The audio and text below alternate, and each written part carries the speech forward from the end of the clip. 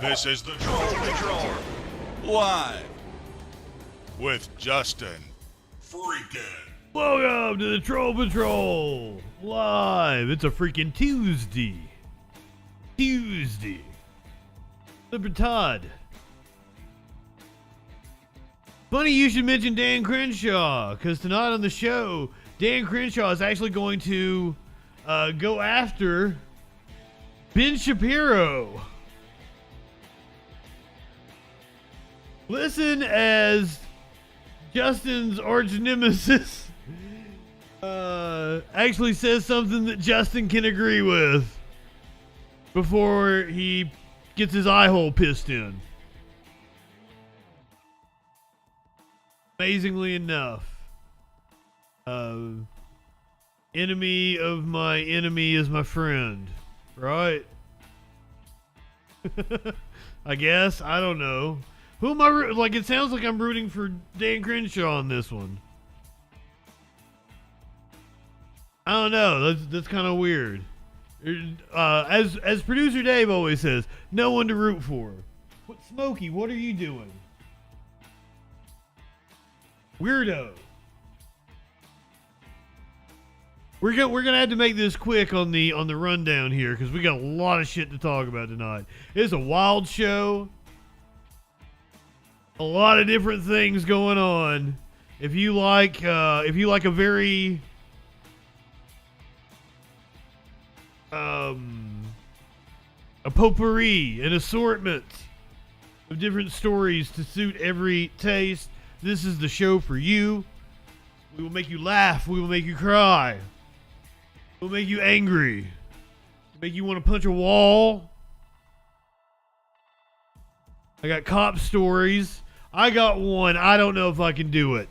And I feel like everybody in the chat will get pissed off at me if I make you do it. If there's video, I don't want to watch it. But I feel like there's one person out there who's like, you should have done that story. We watch graphic, horrific killings of humans on this show. But I don't know if I can take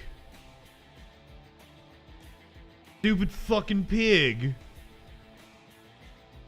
shooting a gorgeous puppy.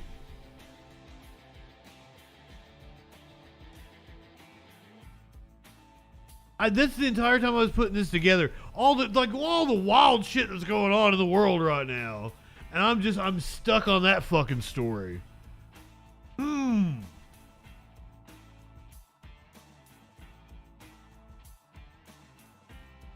mean, I got wild shit for you. I got wild shit. Okay. We're going to talk about Cuban political prisoners tonight. We're going to talk about a Russian ex-submarine commander that got assassinated while he was jogging. Insane video out of Israel. I've got some wild-ass video of the protests going on in Israel over the fascist takeover of the Israeli judiciary. The people of Israel are not taking it lightly. They were all up in the, I always say it wrong. Kiss it. The Kiznit.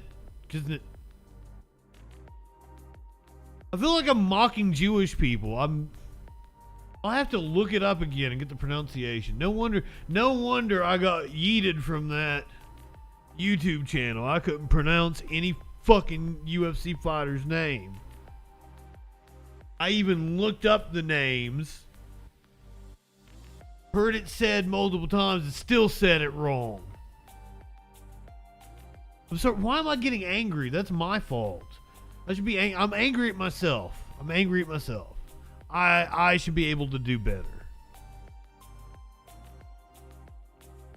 Once again, I'm not exactly sure that I don't have a speech impediment, because sometimes I be doing some voiceovers and I just can't, I can't say, why can't you say that? That's weird. Who fucking knows? If I do have some sort of speech impediment, it's a very slight one. I don't want any pity or tears or want to use it as a cudgel or anything. Clearly, I have overcome it. I'm really trailing off. By the way, Curiouser came over and got me high. If you remember last night, I was running on fumes. So like, I mean, she just left not that long ago, so that's. Years who came over and got me high. Now I'm there was like 2 o'clock in the morning. I was watching Righteous Gemstones on the couch. I'm laying right there, head right on the side that you on the arm of on the couch that you see right there.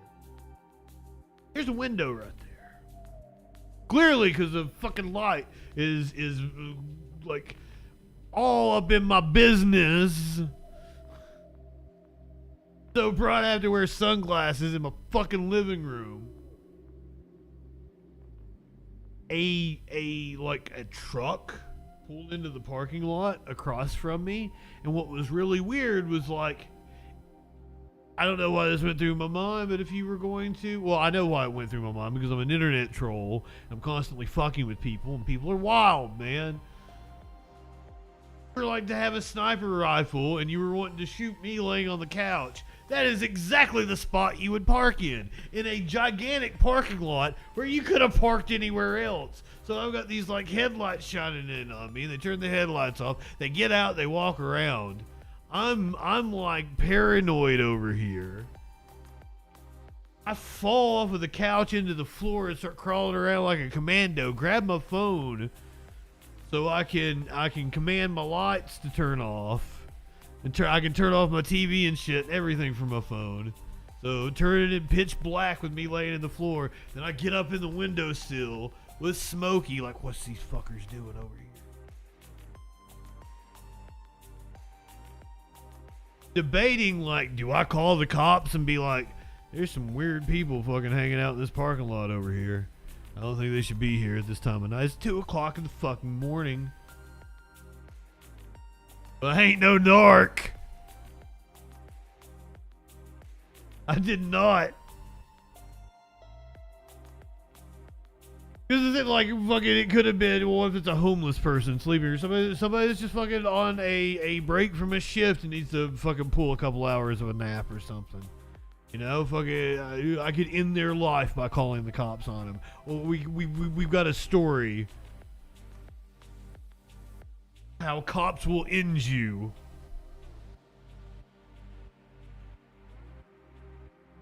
I'm not high enough for this shit. We're gonna talk about Cuban political prisoners. I know nothing about this story. I don't even. Apparently, there were some protests in Cuba a couple of years ago. I say I don't know anything about the story. And like, apparently there was a protest a couple of years ago in Cuba, and there have been 1,000 people detained. That's all I fucking know. I just read not the headline, but the sub headline. Got the gist of it. It was like, well, we need to talk about that. Trump, we got some Trumpy boy stories. Trump's lawyers have asked for a delay in the classified documents case until after the 2024 election. A grand jury has been seated in Georgia that may once again give us a Trump indictment for the third time, the trifecta, year 2023 of our Lord. Our Lord. I said it like a fucking Southern racist. Speaking of Southern racists, Tommy Tuberville. Hold on. Is my microphone really fucking loud? It's not. For some reason, I thought like I did voiceover earlier, and I didn't think I adjusted my microphone back. But apparently I did. Good evening, Richard, Warlord. Anybody else sneak in on me while I was doing that? Call me Karen Mullins. Mr. Dub, how are you this evening? Knesset. Thank you, Richard. Knesset. Thank you for the phonetical pronunciation. Yes, the Charles Manson. I had so much shit on the possible shit to talk about pile tonight. I did not get around to putting Charles Manson acolyte. I think she's the one that's like really repentant and everything, right? They did like a documentary about her, I think. I may be wrong on that one.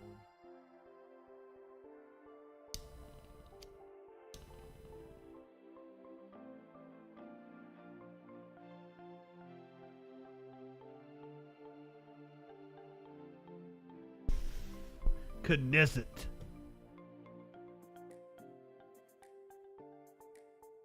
Maybe going for that one-eyed man. God, that's so funny to me. Here's your meme for the day. How Jonah Hill wanted his girl to dress for surfing. Oh, Sound of Weendom. We're going to talk about the Sound of Freedom tonight. I got several clips we're gonna watch. That's our fun, making fun of right-wingers, culture war bullshit segment. I had several stories dealing with trans athletes, Megan Rapinoe and fucking Fox News all upset about her, and the tennis woman who's been like a fantastic. She's a TERF. She was a fantastic advocate for gay rights 20 years ago and is now a fucking TERF. Or not Maria Bartiromo. Maria Narda-Taromo or some shit like that. See, I fucking suck at names. I'm so sorry. I knew nothing about the Jonah Hill thing, right? So... what the little mention I'd made of it, or it mentioned that I knew of it, probably this time yesterday, it was like, I had seen people somewhat defend him and be like, no, that's healthy, and he's setting healthy boundaries and shit. And then I read the text message. I'm like, no, that is not setting healthy boundaries. That's an abuser.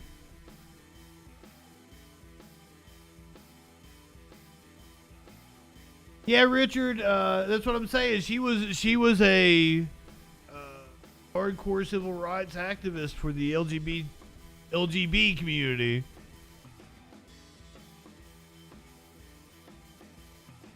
I mean, I don't know that she is full on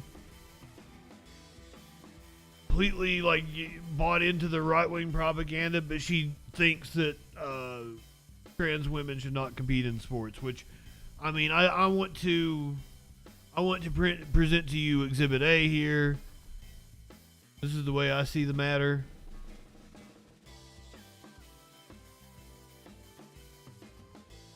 Corporate needs you to find the differences between this picture and this picture. They're the same picture. Okay, there might be some kind of fucking cancel Justin bullshit come out of this fucking stream tonight when I lay into the Sound of Weendom. I did that on purpose too, because I knew that would piss them off. PP girl.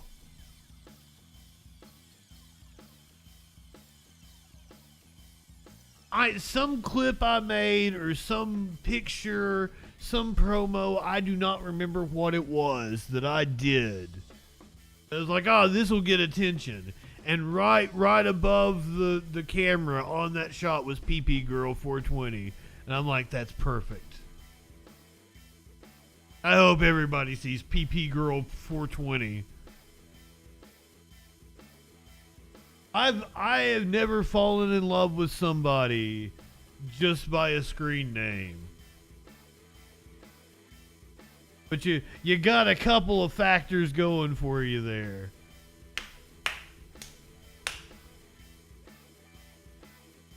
Oh.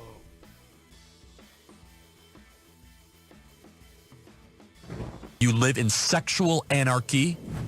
I mean, I don't know how far her turfdom goes. But she is definitely against trans women in sports. What do you guys think? Let me pose this question to you. Is there actually a way to be genuine and have a concern about fairness, but not hate trans people.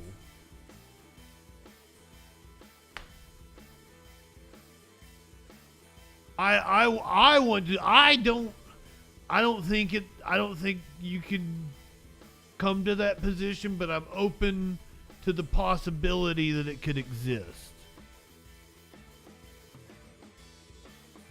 I love your trolling, Warlord, but please, on this issue,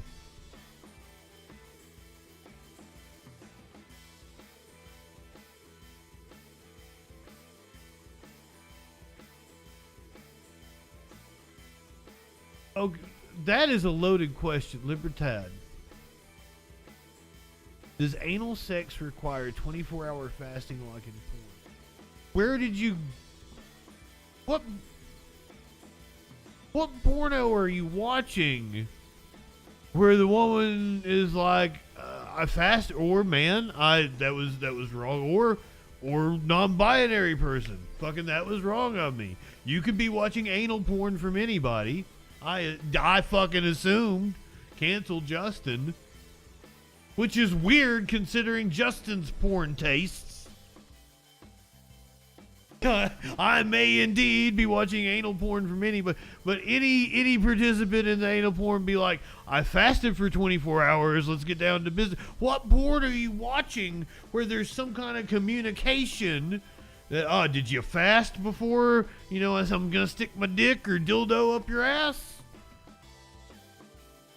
I've never seen, granted I don't watch a lot of mainstream porn. Yeah, talking in a porno. Usually if there's talking... Oh, it's illegal? No. No, some of them are painful that, like, they'll interview somebody and fucking talk for an hour or something. A fairly well-known OnlyFans model will go, like, get ready to get gangbanged. They'll talk to her for, like, an hour.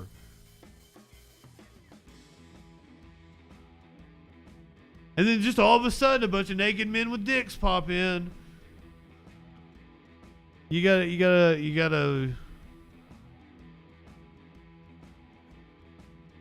get to it. My dick's already in my hand.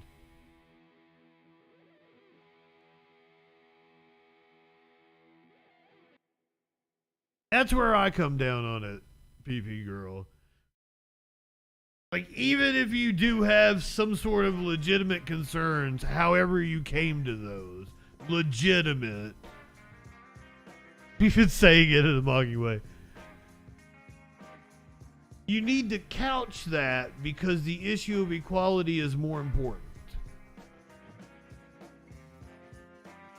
The treatment, okay, right-wingers always like, it's a mental illness, okay. What is the treatment according to the DSM? The treatment is transitioning. You are going against the prescribed treatment by being a dick about it. Let them play in sports for sporty ball. Now, Warlord. How am I gonna ban my fucking head mod? Somebody time Warlord out.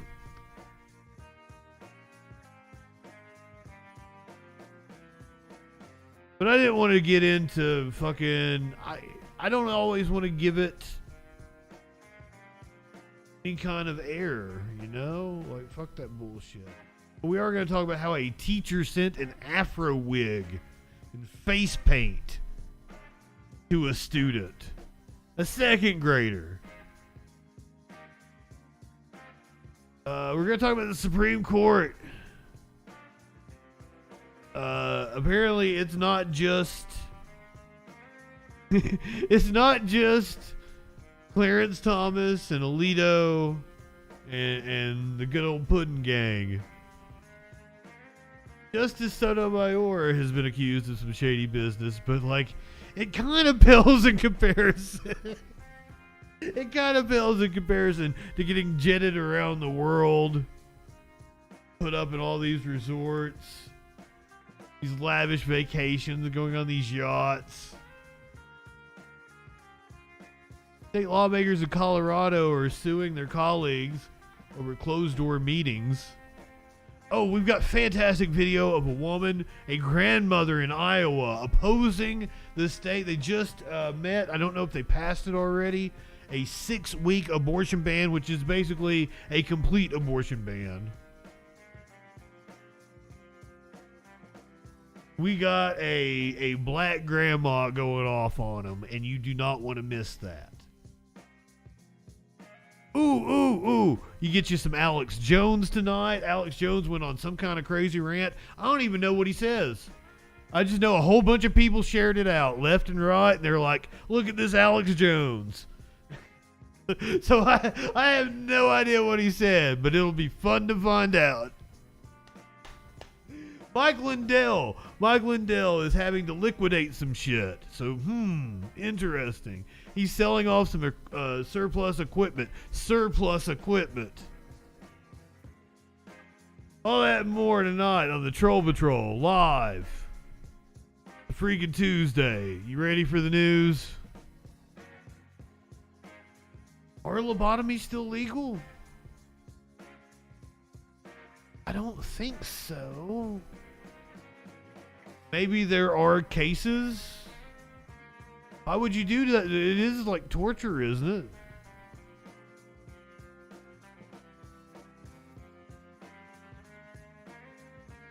I would assume it would be illegal. I would assume a lot of things would be. I would assume child marriage would be illegal. And it ain't. And that's wild. Okay, we're starting off tonight with a series of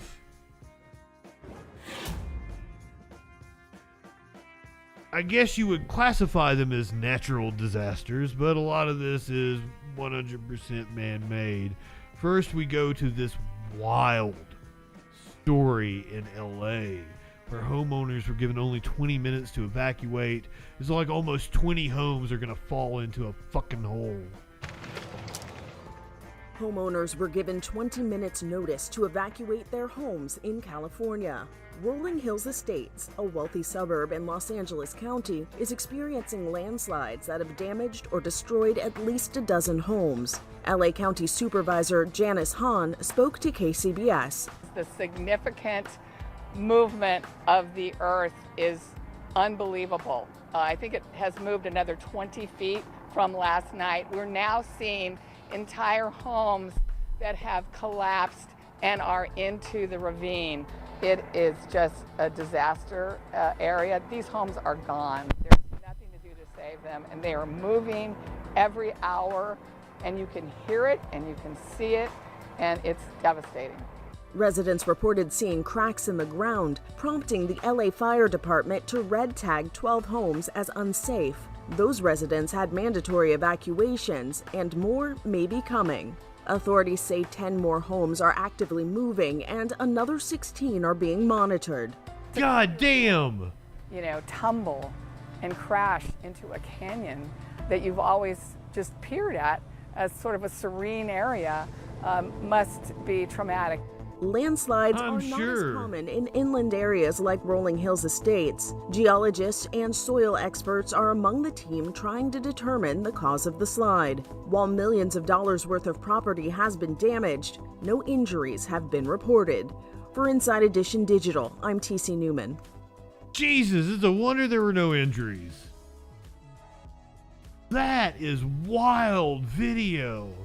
And it's the first in several wild videos we're getting ready to watch. Next, we're going to Bangkok. Bangkok, Thailand, where a bridge has collapsed.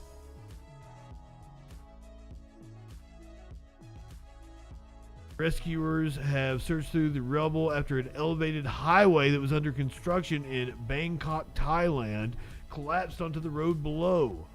It killed at least 2 people and critically injured several more. At least 11 people were injured in the incident. This is according to the Bangkok Metropolitan Administration.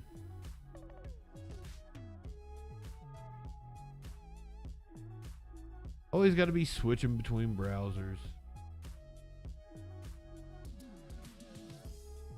I can't find one browser that just plays everything.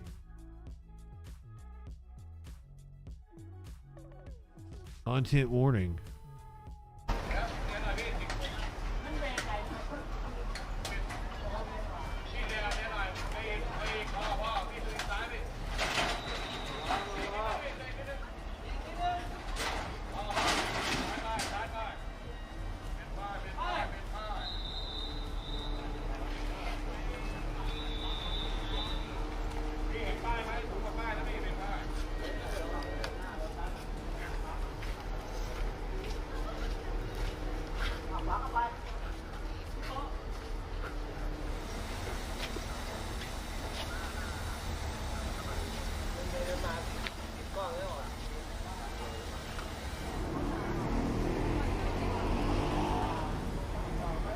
They had to close down the subway. ซึ่งตอนนี้อย่างที่ท่านผู้ชมมองเห็นอยู่ข้างหน้านะครับเป็นเจ้าหน้าที่ดับเพลิงของกทมนะครับแล้วก็เจ้าหน้าที่จาก Fuck your $5 footlongs. ความเรียบร้อย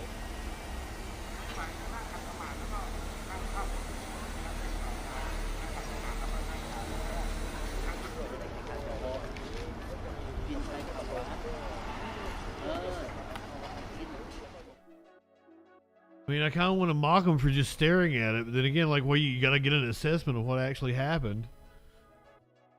You gotta stare at it for a little while, figure out what the fuck you're gonna do. Jesus.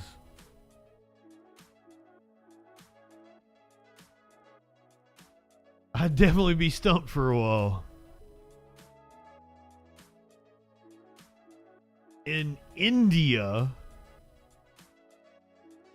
much like the northeast of the U.S., they are experiencing massive flooding. Locals were stranded. They had to be rescued by a zip line.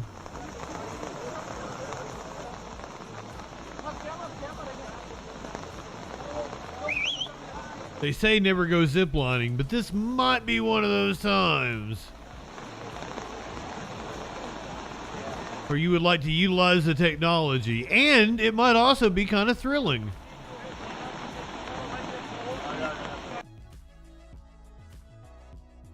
Torrential rain across northern India has killed at least 22 people, as well as causing landslides and flash floods in the region.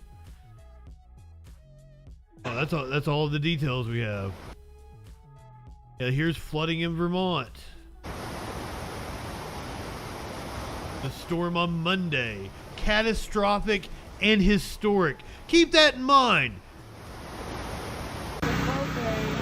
Getting ready to have a theme play out here.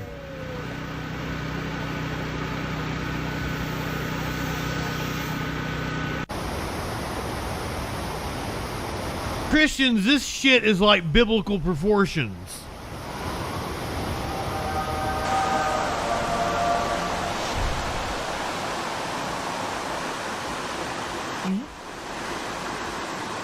Literally biblical proportions. There's no getting up Dublin.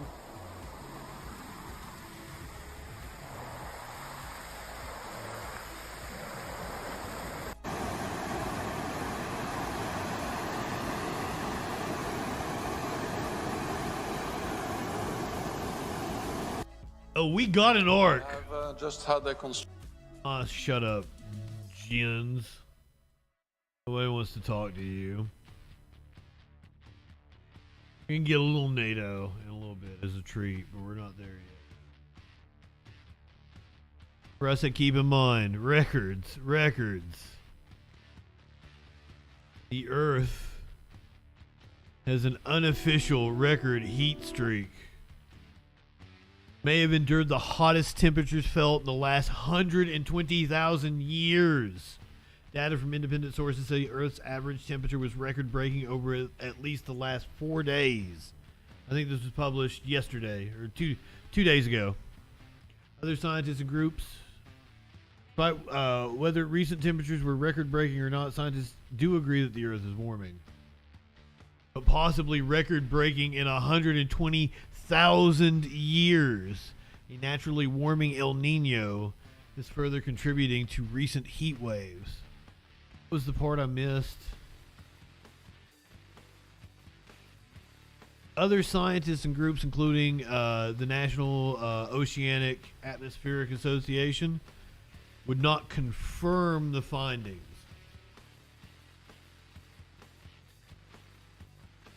So you just got a bunch of different data points saying, yeah, it's the hottest on record. And the reputable organization saying, well, hold on. We can't say that just yet. The southwest of the United States already facing record-breaking heat. New dangerous, long-lasting heat wave could set dozens of heat records, even in notoriously hot places. Look at that fucking shit.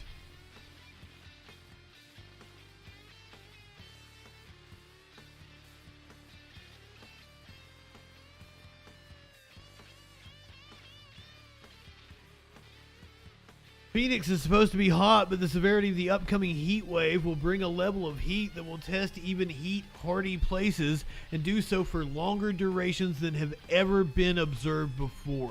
The heat is hitting South Texas, South Florida, the Southwest U.S. the hardest right now, and through the work week. But by the weekend, the hottest temperatures will arrive in the Southwest, making brutally hot cities like Phoenix even hotter. The latest heat wave is really an extension of the continuous heat wave, which has never really stopped, has been affecting the South since mid-June. Phoenix could break the record for the consecutive days above 110 degrees. As a result, the city has been above 110 degrees for 10 consecutive days and could break the record of 19 days next Tuesday. Yes, it's summer. Yes, these places are supposed to get hot, but not this hot for this long. The duration of the current heat wave has meteorologists and climate scientists concerned. Earth is screaming at us right now, and people need to listen. This is according to Chief Meteorologist and Director of Climate Matters, Bernadette Woods Plackey. It should be a wake-up call or an urgency to people that this is just not normal.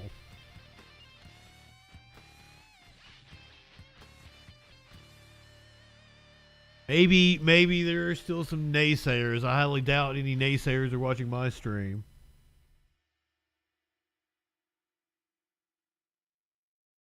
Canadian Lake, symbolic of human changes to the earth. Crawford Lake, a small body of water in Ontario, Canada, is being put forward as a location that best records humanity's impact on Earth.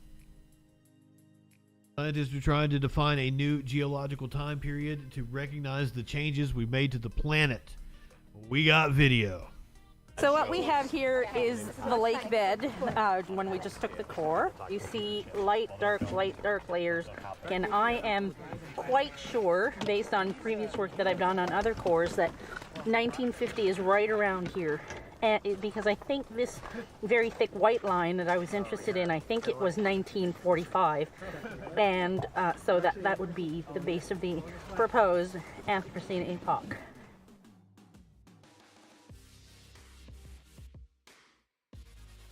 This is the start of the Industrial Age. God damn. This is like watching,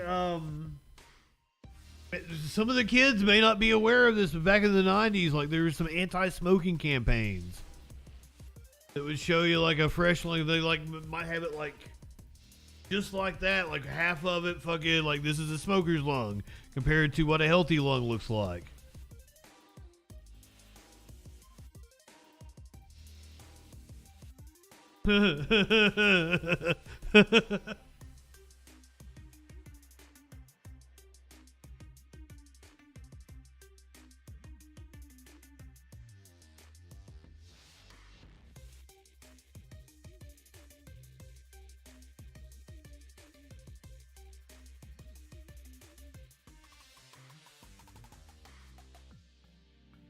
Let's go to Israel where fucking shit's getting wild. I'm telling you tonight, I got fucking banger after banger. You want wild video? This is the place. Strap the fuck in. Cause fucking shit, you guys told me how to say it. We're inside the Knesset. Restricting the reasonableness standard seems extremely unreasonable to the opposition, but is one of the focal points of the planned judicial overhaul that Israel's government is trying to advance. On Monday, protesters. the reasonableness bill passed its first reading after a stormy session in the Israeli parliament. The vote of 64 to 56 ended just after midnight. The existing extreme situation has no equivalent in any democratic country in the world. Moreover, the current situation creates a senseless and unjustified reality, according to which the responsibility rests entirely on the government, while the authority is taken by a handful of judges who are not obliged to be accountable to the public. Opposition lawmakers, however, say that restricting the reasonableness standard would give more disproportionate power to the current government. They're talking about the judiciary. Nationwide protest after Israeli parliament, because they kind of just jumped into it. If you're not aware of what's going on, the Netanyahu government, which I can't believe he's back in power, trying to overhaul the judiciary, which has sparked these nationwide protests, calls criticism of the government that there's like a fascist takeover. And the cost of living, everything. So this is what people voted for, not for laws such as the one they are passing tonight, which is giving immunity only to the ministers and prime minister from any judicial review. They can do whatever they want. Us, the citizens, the people will be completely exposed to judicial review, and they actually have to obey the law, but not the ministers themselves. This is not what people voted for. The planned judicial reform had been put on hold, but talks aiming to find a potential compromise between opposition and coalition at President Isaac Herzog's office did not bring about any success. The reasonableness law would give the judiciary the authority to block Israel's courts from applying what is known as the reasonableness standard to decisions made by elected officials. So far, the court can strike down government at administrative decisions which were perceived as beyond the scope of what a reasonable authority would decide. The legislation to restrict the reasonableness standard will now be referred to the Constitution, Law and Justice Committee and needs to pass 2 more readings in order to become law. The coalition aims to complete that process before the Knesset breaks for its summer recess at the end of the month. They didn't show any video on the street. Let's go. Let me see if I can pull that up real fast.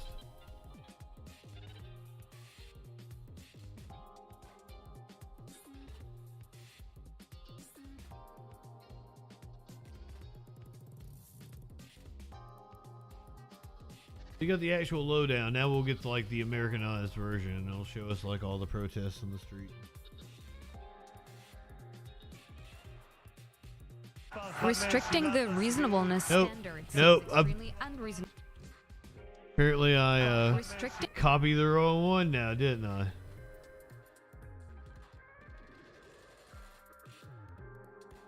I? Restricting. God damn it. How is that possible?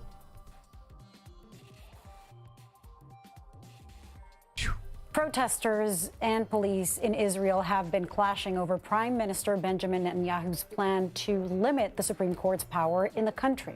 Demonstrators blocked several major highways during nationwide protests. At least 70 people have been arrested across the country. BBC Middle East correspondent Tom Bateman joins us now from the airport in Jerusalem. Tom, what's the situation on the ground like? Oh, really? I didn't know that, DJ Dub. I get it all the time. Extraordinary here at Ben Gurion Airport, the main international airport in Israel, where we've seen over the last few hours thousands of protesters flood here, both on the roads and also on the trains from Jerusalem and Tel Aviv, and make their way to the main terminal here. Now you can see that flag pro-slavery protesters have now been starting to leave again. They're heading over this way back towards the train station. Israeli security forces were preventing them from getting close to the terminal building itself. We're outside arrivals here. But we saw extraordinary scenes as passengers were arriving, families with their suitcases trying to leave, and these thousands of protesters outside. Now, security forces were trying to clear a path to allow people through, but we saw some quite angry scuffles and clashes during that period of time. And elsewhere in the country, both in Tel Aviv and in Jerusalem and other cities in Israel, where confrontations have been taking place, these judicial reform plans by the Israeli government back on, and the opponents to it, the demonstrators, a new determination to try and stop them happening. Tom, thank you so much. For more on the protest, let's bring in CBS News contributor. I think we got the video, we got the ground game. I liked the first piece because, you know, it really broke down what's going on with the government. We got the really cool shots from inside the Knesset. I give up, guys. I give up. I try. Oh no, well, like I can't, like it's not registering. It's like Drake's music. I listen to a Drake song. I can't hum it afterwards. I can't tell you what the words were. I can't tell you the chorus. I can't even tell you what fucking Drake sounds like. And he's on like a lot of songs I like. I can't be like, oh, that's Drake on a song. Like, it's just like, it doesn't register. It's so, I don't know.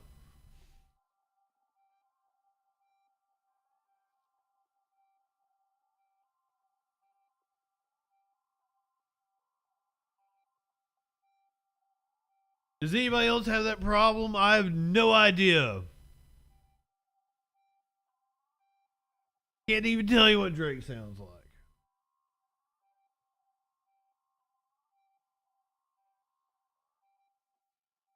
Maybe I'm too high for this.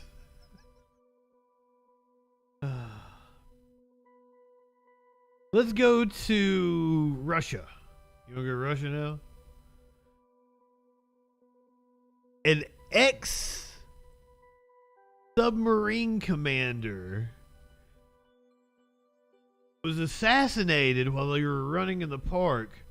Russia's FSB arrests man, 64, on suspicion of killing Stanislav Ritsky. I think I actually did a pretty good job with that one. That's probably not far off. Who was accused by Ukraine of deadly strikes in the war. A senior Russian draft officer and former submarine commander accused by Ukraine of deadly strikes on its territory has been shot dead while jogging in the southern Russian city of Krasnodar. Stanislav Ritsky, 42, was killed on Monday by an unidentified gunman during a morning run in a park near the Olymp Sports Center. Russian FSB security services said on Tuesday that a 64-year-old man was arrested on suspicion of carrying out the attack. At the time of his death, Ritsky was serving as the deputy head of the Krasnodar city administration's mobilization. According to the Russian daily newspaper Kommersant, Ritsky was previously the commander of the Krasnodar submarine, named after the city in the Russian Navy. The Ukrainian army said in a Telegram post on Tuesday that Ritsky was in command of the submarine that carried out a deadly missile attack on the Ukrainian city of Vinnytsia, July of 2022, killing 23 civilians. So, looks like this was retaliation. If I had to guess, just like kind of thinking like the Soviet kind of mindset, like I'm old, let me like they would actually, in their country, there's this idea that like the the older generation would sacrifice themselves for the younger. Like, this is just me going by like fucking watching shit like Chernobyl and stuff. But like when they were like volunteering the people to go and clean up that would, you know, end up getting the fucking cancer and shit. Like, it was the older people. Like, it's our duty to do it. Here in the United States, the baby boomers are out for themselves.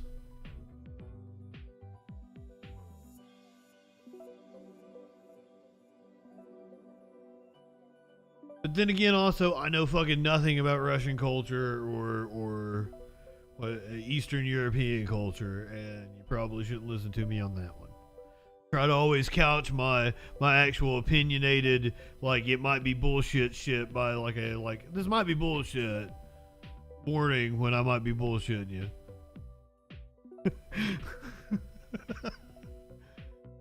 The Ukrainian Defense Ministry's main Directorate of Intelligence, GUR, is that the GUR?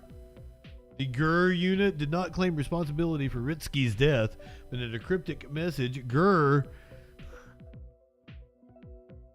That's what I thought you get with, like, that's your gut diagnosis. Get the GERD. Shared a series of details about the killing, including the time of the attack. I'm like slap happy or something. I apologize. I almost fell asleep before the stream started. I thought I was gonna go over there and lay on the couch like it's a nap time stream. I got a little burst of energy. The red light goes on and I go on.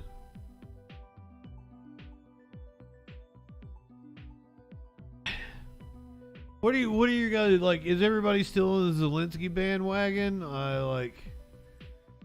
Is this guy getting a little annoying? I don't know. I'm not some like dumb fuck leftist saying that like Ukraine doesn't have the right to defend itself, rooting on Russia. Definitely not rooting on Russia. Fuck Putin. I would like to see. Apparently the mutiny or coup might still be going on. Hard telling what's happening, but Volodymyr Zelensky over in Ukraine is like bitching about like there's no timetable for joining NATO, because like if the US joins NATO, that means we gotta go to war with Russia, right? That means boots on the ground. Does Zelensky, it means one of two things. Russia will stop attacking because they don't want the United States. Is that what Zelensky is thinking? Or Zelensky wants fucking U.S. forces to come back them up? It's fucked. Volodymyr Zelensky has arrived in Lithuania to attend NATO's annual summit. Prior to his arrival, Zelensky denounced NATO negotiations for not providing a concrete path for his country to achieve membership. He says there is, quote, no readiness to allow Ukraine to join the alliance. CBS News senior foreign correspondent Charlie D'Agata joins us now from Kharkiv, Ukraine. Charlie, yesterday... I think that makes sense. ...agreed to allow Sweden to join the alliance. How can this impact the war in Ukraine?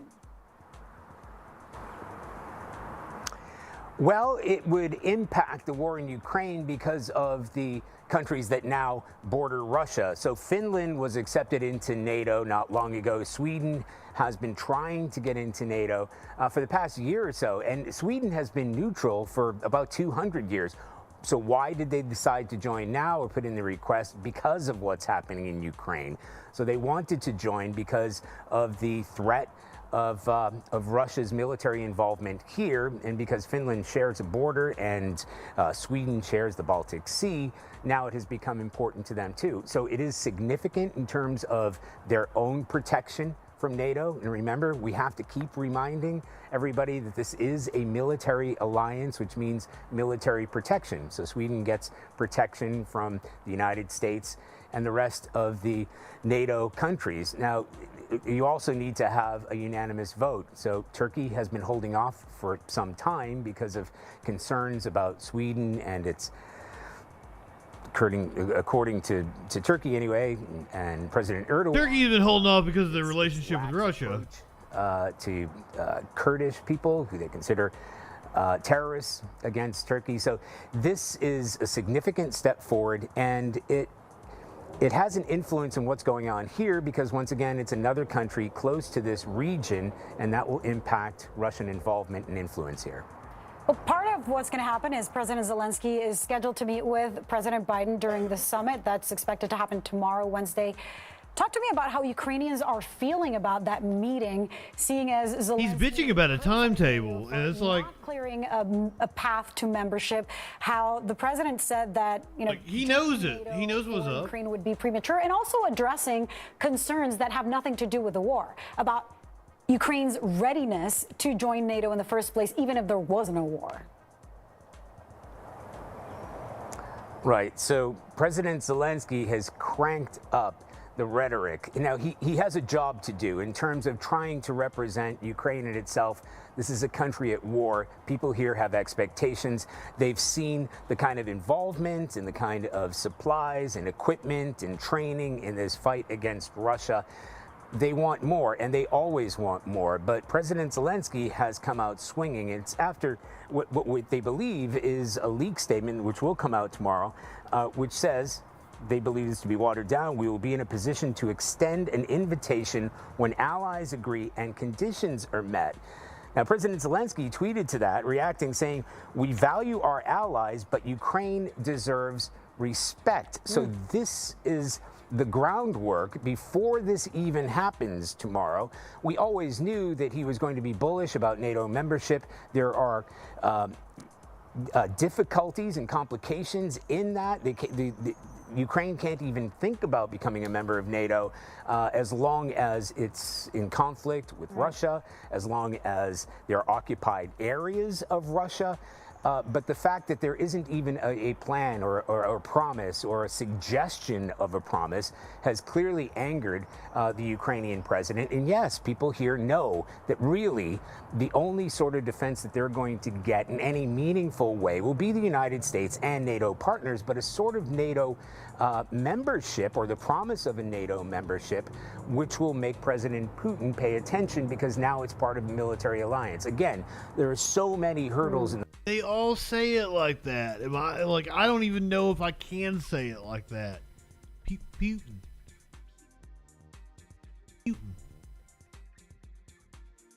I'm nowhere near. Like, how do they do that? I have no idea.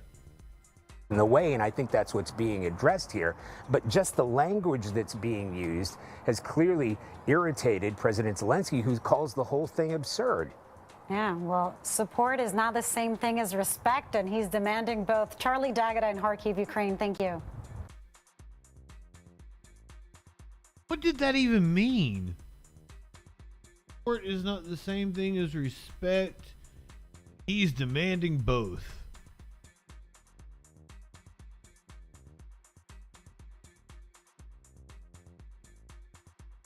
I can understand a promise, but like, oh, we need a timetable. And it's like, well, shit, what's your timetable for getting Russia out of your country? Oh, you don't know? Well, we don't know. You know, like, he knows the deal. Like, how's he gonna get angry?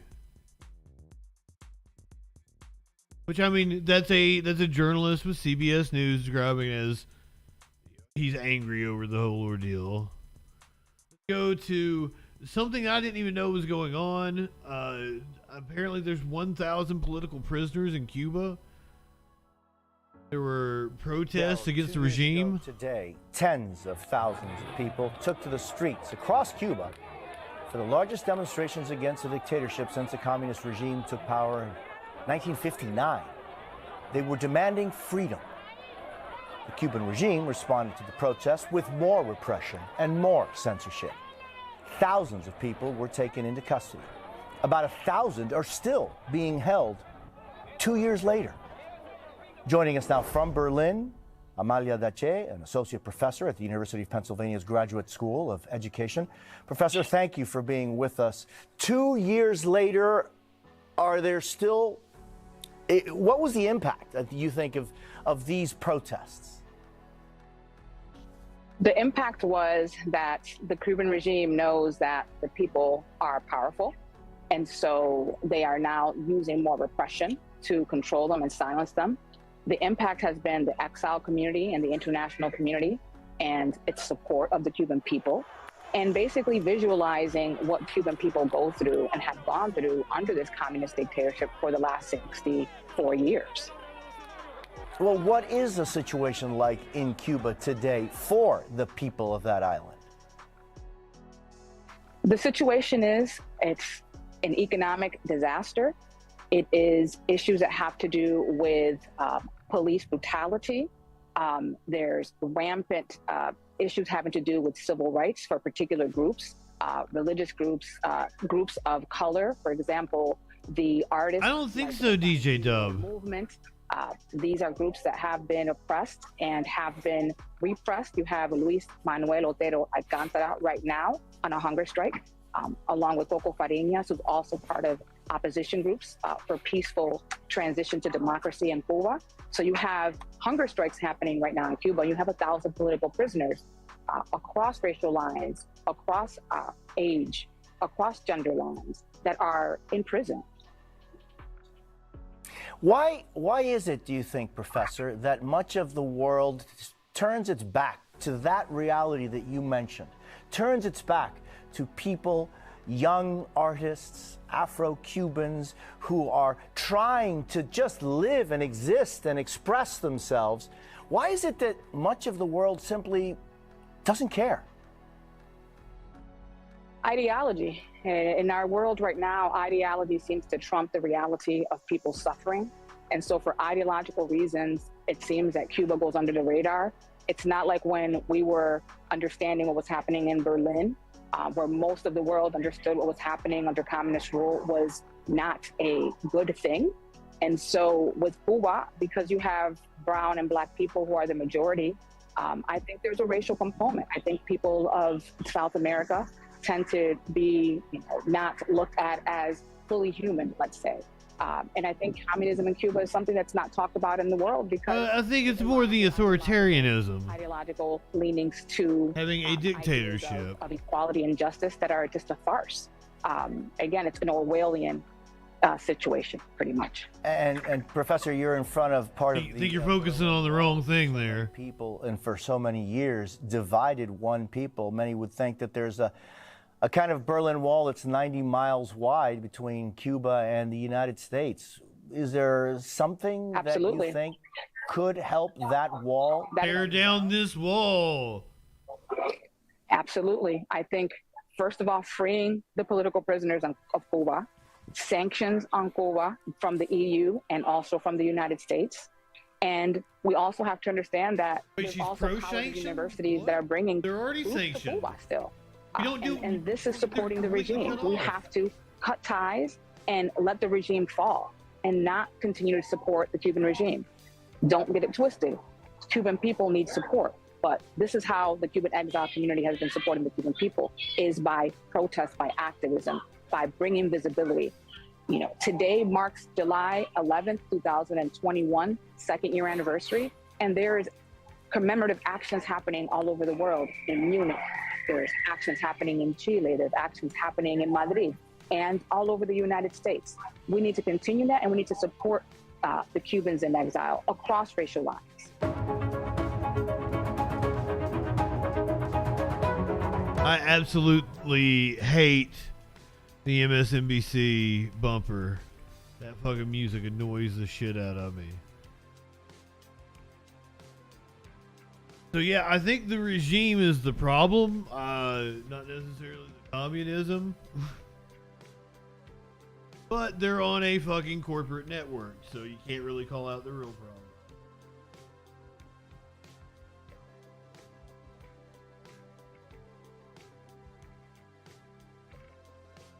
Alright, are you ready for this?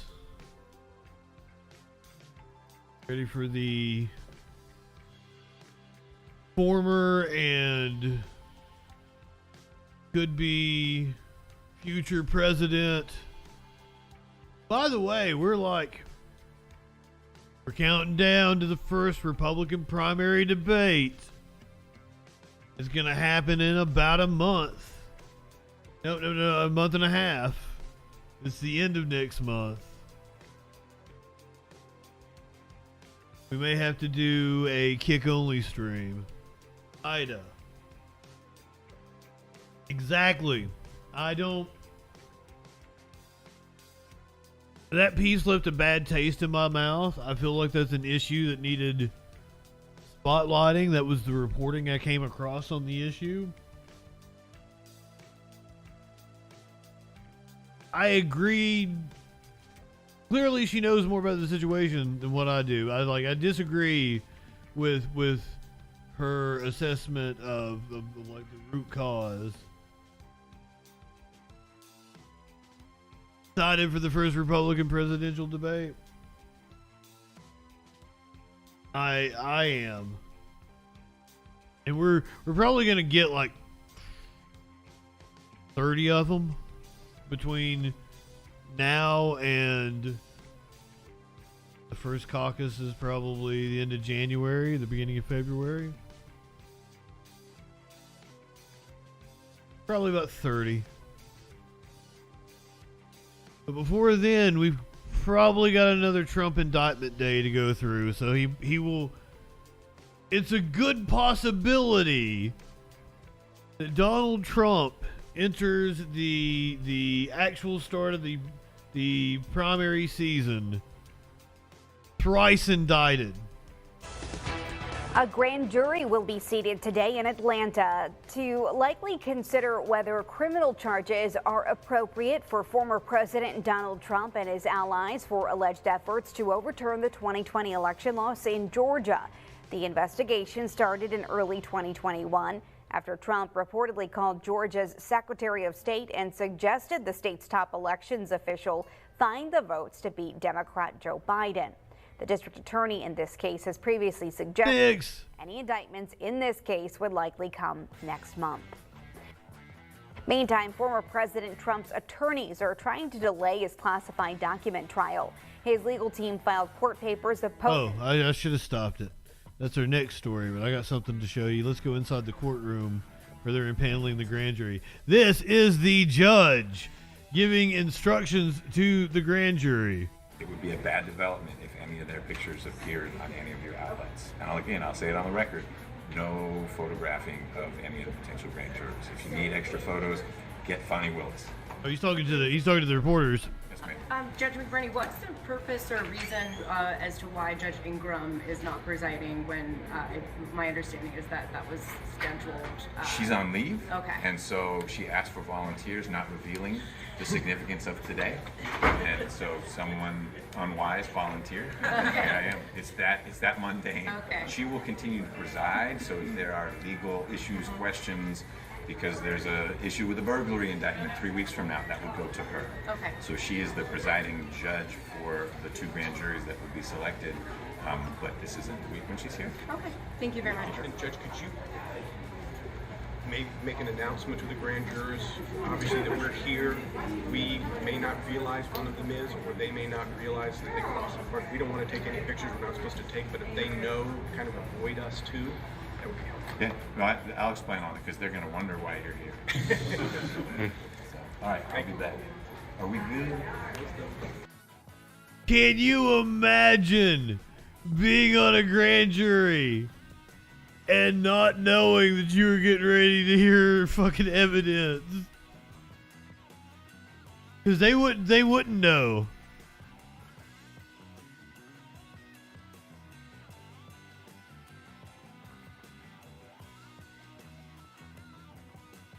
I'm sure if they're in tune to politics, they might have a feeling, but overall, they wouldn't know if they were presiding over the fucking indictment of a former president.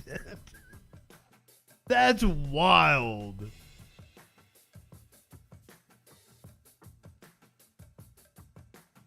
That's why the judge's like, they may not know why you're here.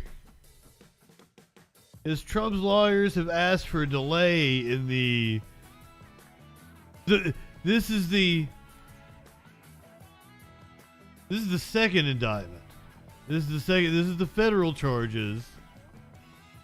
The second indictment that Trump faced. In the trial, former President Donald Trump's document mishandling. They're asking for more time. I want to turn to our Caleb Califano outside Mar-a-Lago, his estate there on Palm Beach, with more on the reason that they're asking for this delay.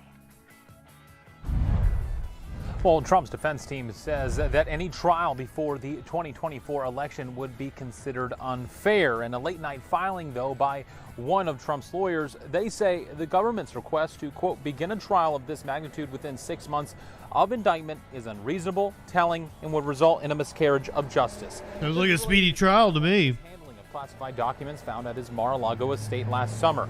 The former president pleaded not guilty to 37 criminal counts last month. The special prosecutor in this case, Jack Smith, has yet to respond to this new filing. Meanwhile, the Justice Department is also asking for a delay, pushing for a trial to start in December. Last month, the judge overseeing the case, Judge Eileen Cannon, set a tentative start date for the federal trial in Fort Pierce to start on August 14th. And throughout this entire process, former President Trump has denied all charges, calling the entire probe a political witch hunt. For now, we're live outside Mar-a-Lago. Caleb Califano, WPBF 25 News. So the Justice Department has asked for the trial to be pushed back till December. right before the primary. So both parties have asked for a delay. There will almost certainly be a delay of the trial before August.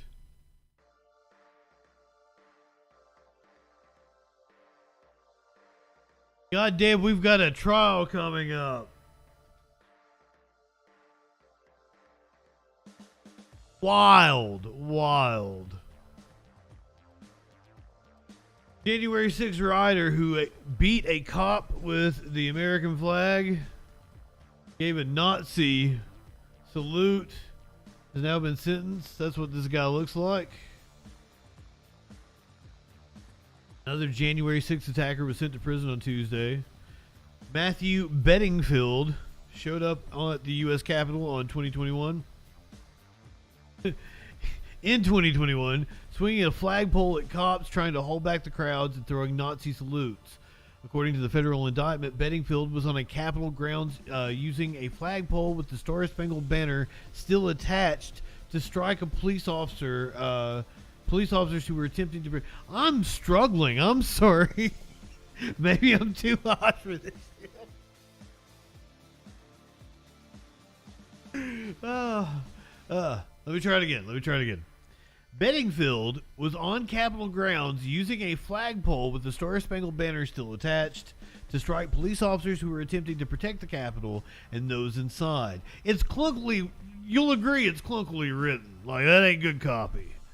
After attacking the police officers with the flagpole, Bedingfield threw a piece of the broken flagpole at another officer. Bedingfield then faced the Capitol and made a gesture, one that is commonly associated with Nazis, extending his arm and hand forward in an upward angle. Federal prosecutors had asked for a 42-month sentence, but the judge sent him to prison for 38 months after pleading guilty. Speaking of Nazis, why am I laughing about Nazis? Jesus. Senator Tommy Tuberville. Oh, I might have, okay, cool, it works. Maybe not.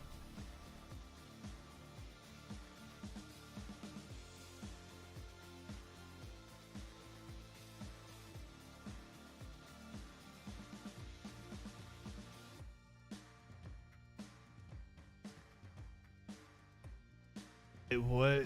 Lauren, what are you hearing now? You guys want to watch Mike Pence? Oh, I probably can't. I can't do it on YouTube. No, we can't watch Mike Pence. Yeah, I mean, Tuberville just continues doubling down on his comments. Originally, he made these comments weeks ago, basically arguing that white nationalists weren't necessarily racist. And he was pressed repeatedly by our Caitlin Collins yesterday, and then pressed repeatedly by reporters again today. Here's what he said. Explain why you continue to insist that white nationalists are American. Listen, I'm totally against racism. And if the Democrats want to say that white nationalists are racist, I'm totally... I mean... They are American. Like, they're American as apple pie, motherfuckers. Racism built right into the fucking country. So, I mean, they are Americans. He's not wrong. It's just he made it sound like, you know, like they're just normal Americans like you and I. We shouldn't be buggering them. Like, Against that too. But that's not a democratic definition. The definition of a white nationalist Well, that's is someone... your definition. My definition is the racism definition. bad. The Next question. The definition is that the belief that the white race is superior to all other races. Totally out of the question. So do you believe that white nationalists are racist? Yes, if that's what a race is, yes. Thank you. But that is the definition. And he just continues to double down, and the fallout on Capitol Hill from Republicans is now that he was on a Birmingham radio station that was friendly to him. That was like, dude, like, 'cause we played the comments a few about a week or two ago, and like, do you want to rephrase that? Like, they kept trying to, like, give him an out, and he kept digging the hole deeper. many Republicans are being asked by reporters, are white nationalists racist? And I talked to several Republicans, including Rick Scott of Florida, who said absolutely, that is the definition of a white nationalist, that they believe that the white race is superior to other races. You also heard from John Thune, who I spoke to just moments ago. He is the Republican whip, and he was pressed by reporters whether or not he was going to talk directly about his comments. He said he had no idea what Tuberville was actually trying to say. He said, just to be clear, though, there is no room for white nationalists in the Republican Party. I pressed him on whether or not there was room for white nationalists in the military. He said, no, not there either, making it clear that he wants to put this to bed. He does not want this to become a broader question of whether or not Republicans are sticking with white nationalists. Sarah? Okay, so the serial fabulous.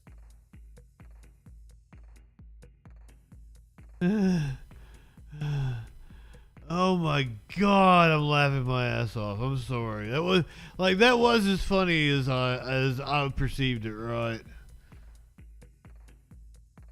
I think I'm not insane over here, correct? Oh man, but I might be smoking some crack. I was on crack. Right. Well, My Pillow surplus industrial equipment up for auction online. God damn it, I'm going to have to switch to another browser again. I had the perfect setup. I could have cut that for YouTube. Oh my God, it was... God damn it.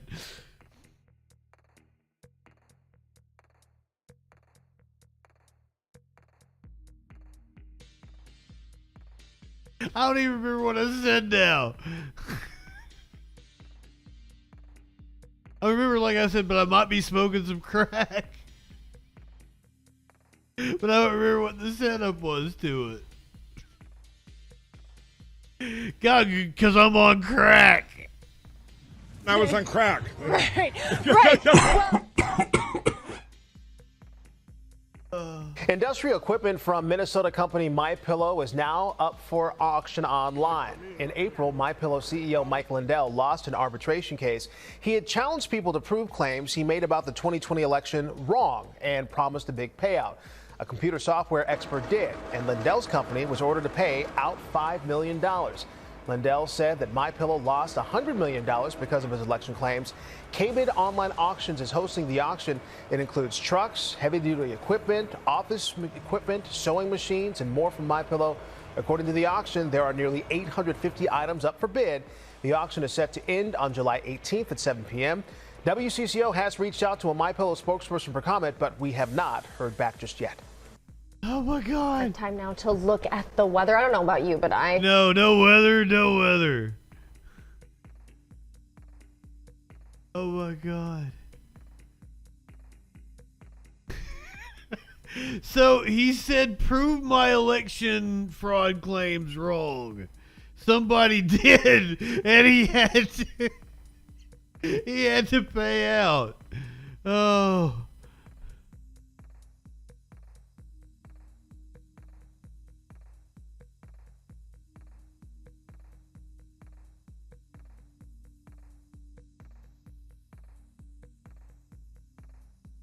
That's just like a biography. Oh my God, like I haven't even broken out yet. Right-wingers are morons.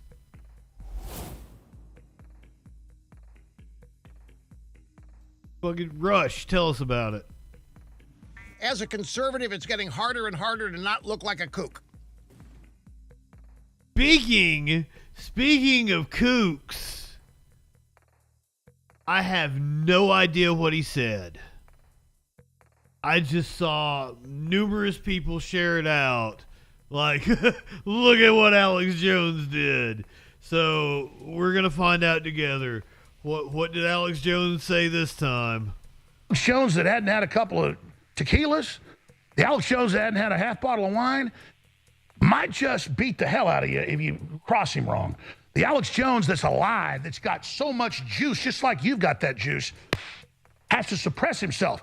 I'm a guy that takes depressants, not pills, alcohol, because I can't handle the truth. And I know that's the issue. I can't handle how alive I am right now in the fight against these tyrants.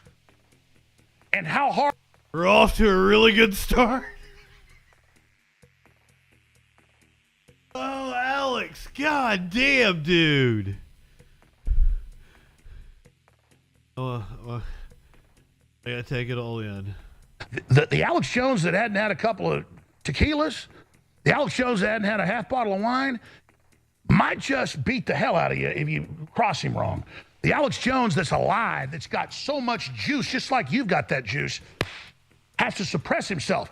I'm a guy that takes depressants, not pills, alcohol, because I can't handle the truth. And I know that's the issue. I can't handle how alive I am right now in the fight against these tyrants. And how hard I'm going to push to go after them because I'm so full of life and so full of resistance to these murdering pedophiles that want to get in the way of God's plan. And let me tell you, I've been taken up to the third heaven. I've been jacked into the big plan. I've seen it. I've seen it. I can't even compute all of it. It's so fantastical. You've not seen nothing. You ain't heard nothing. You ain't smelled nothing like this.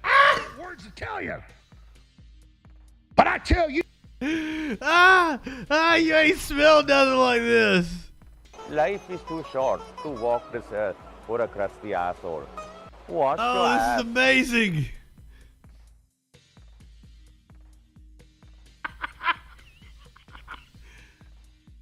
Oh, this is too good. To tell you.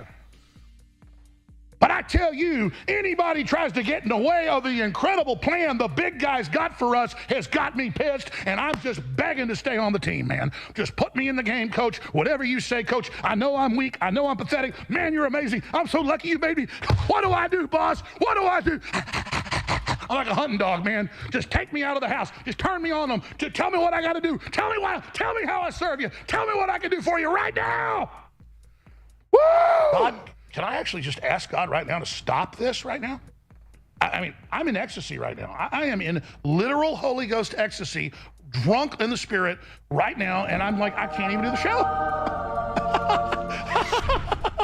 Oh, God. Wow. Wow. Okay. I'm going to pass out here in a minute. This is something.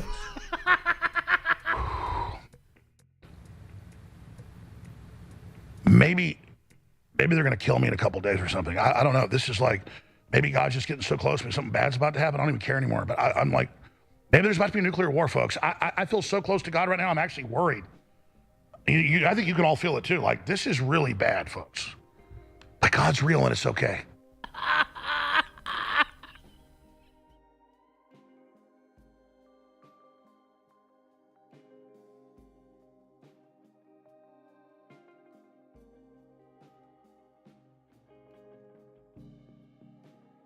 No notes. No notes.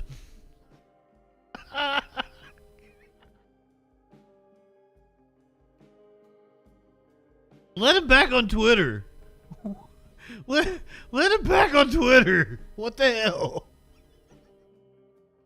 Nothing means anything anymore. I'm going full cynicism. Nothing fucking means anything anymore. Let Alex Jones back on Twitter. Let whoever the fuck wants to be on Twitter whoever. It's like that Bill Hicks about gays in the military. Anybody dumb enough to want to be in the military should be allowed.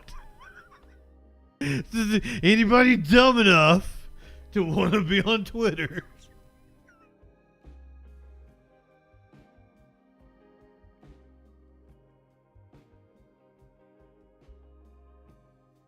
My God, I'm sorry. I really got the giggles tonight.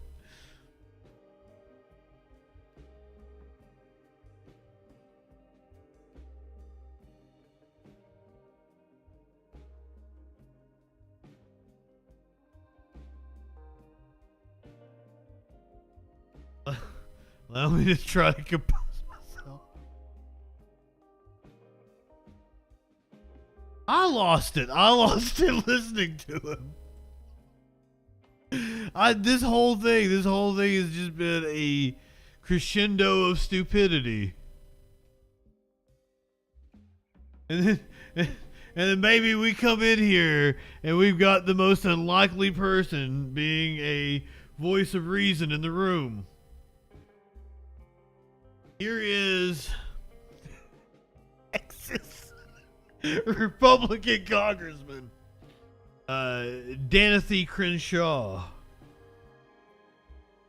Oh, hold on, I got it muted. But maybe one of the things I would advise is that you look to see if they offered a concrete, achievable solution. And because if you look at a Wall Street Journal article or a National Review article, or you listen to like Ben Shapiro's podcast, he always has like a problem to make you mad, right? That's not the problem. That's not the issue I have is pointing out problems. But if you're not drawing the reader's attention to some kind of reasonable solution, then you are faking them out, right? And that's the other thing is the writer focusing more on fellow Republicans than Democrats, right? Are they saying like the real problem is the rhinos? Like it's always BS. Everything they say from that moment forward is usually BS. Oh, it was just deflecting criticism away from him. Oh, he don't like that rhino label. Oh, even Mediaite had to issue this correction. The story has been updated to make clear that Dan Crenshaw was not criticizing Benny Boy Shapiro after his staff contacted Mediaite to clarify his comments. It would never, ever criticize Ben Shapiro. Sounds like a man that needs his eye pussy pissed in.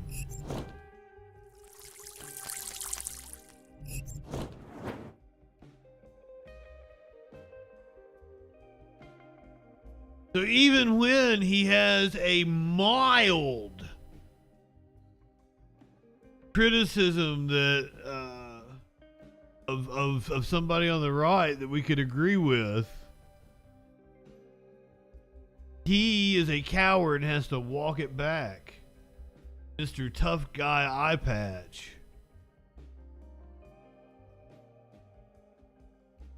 Going on down to Georgia. Looking for election to steal. Democratic state representative flips to the GOP. Says she blindly followed a vision.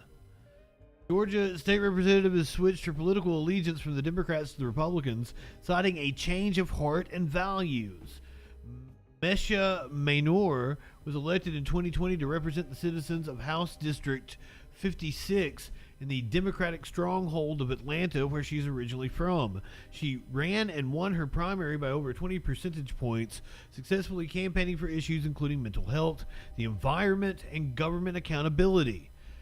Her shift in partisanship is expected to provide more power to the current Republican majority in the Georgia House of Representatives.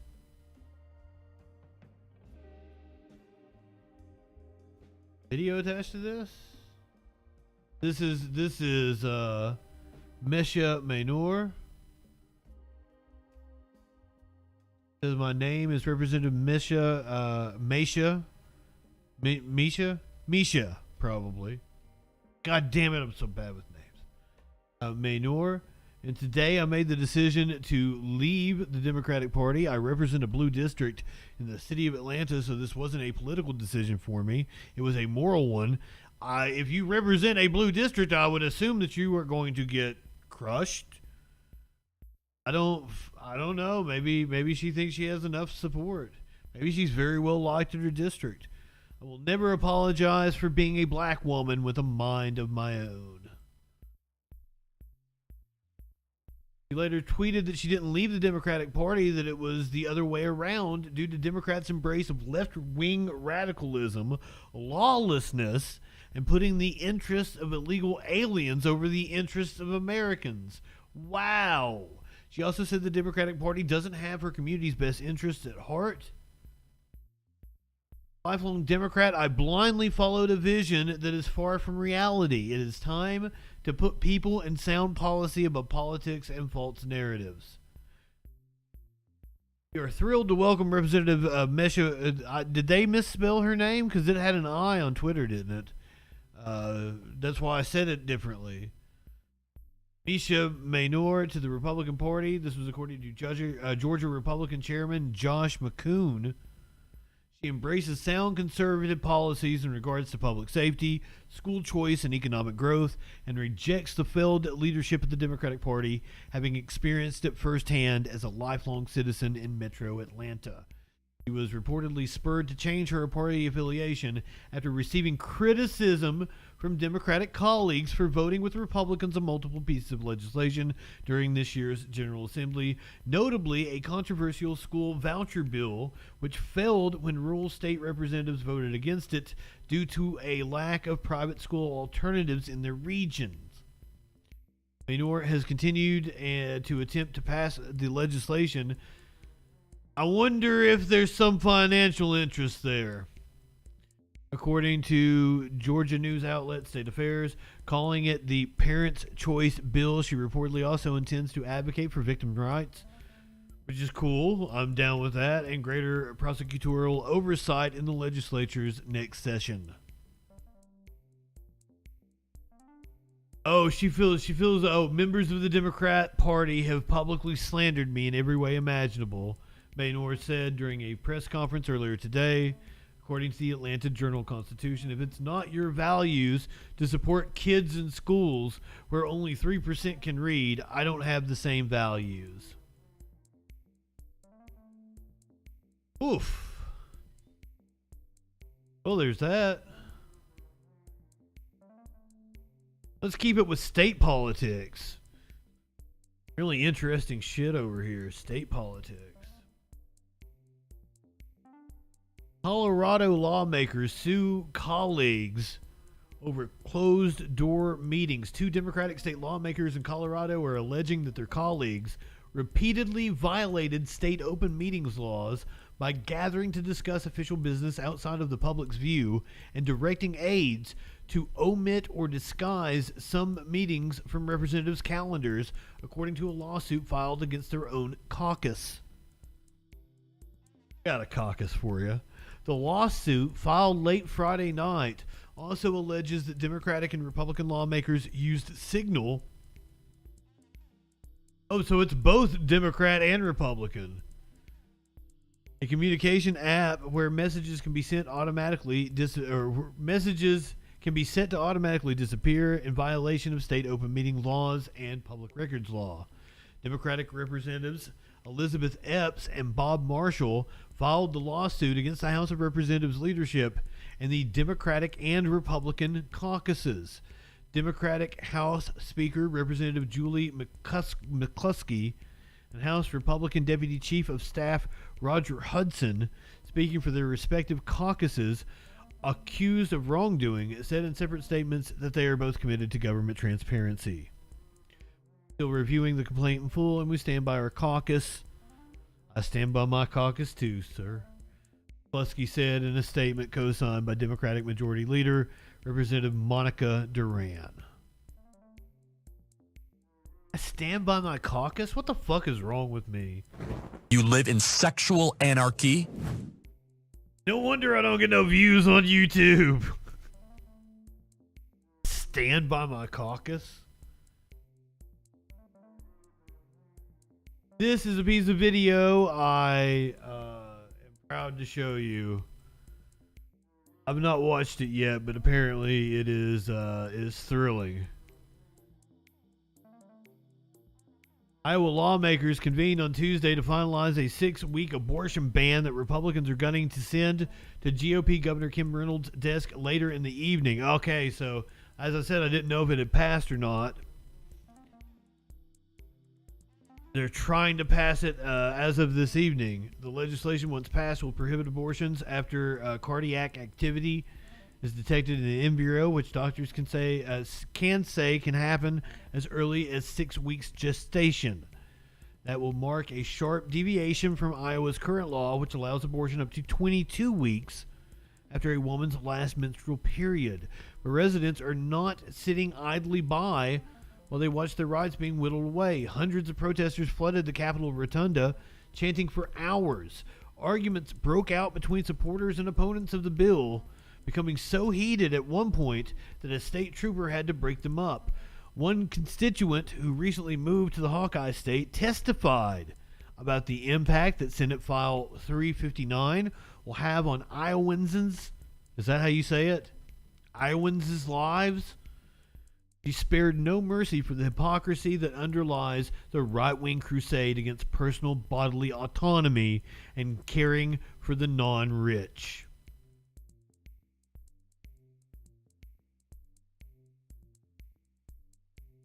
Oh shit, I thought it was a tweet.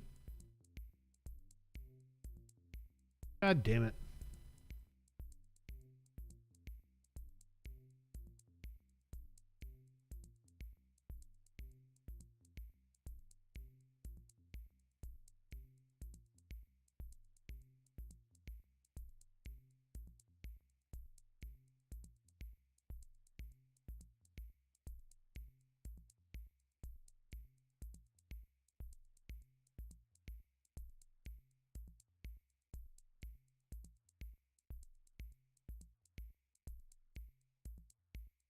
Here we go.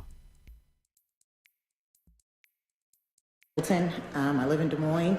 I'm here as a woman.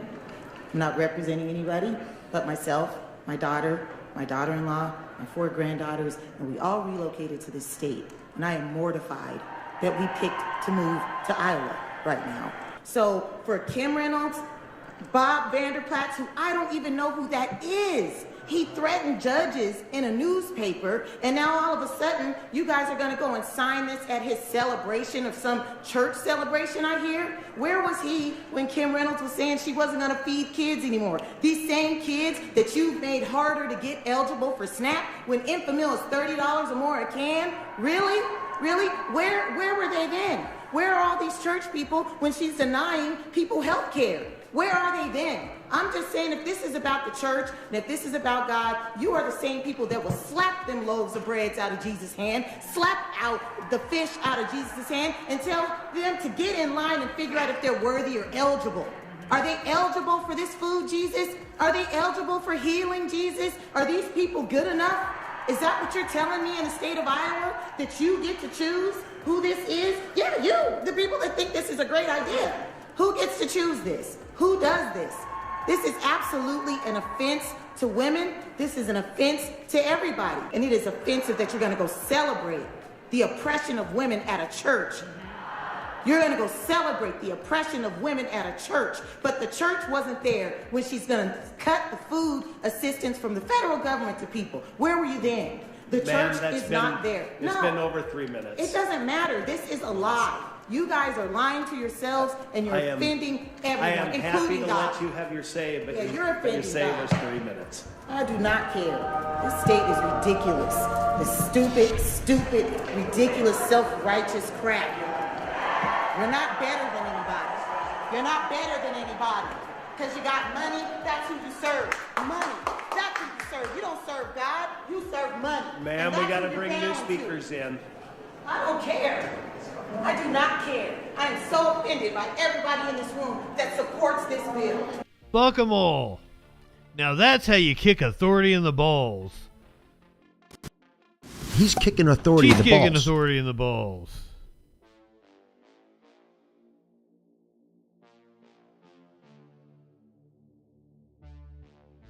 Go say it to their fucking faces. I was moved by that.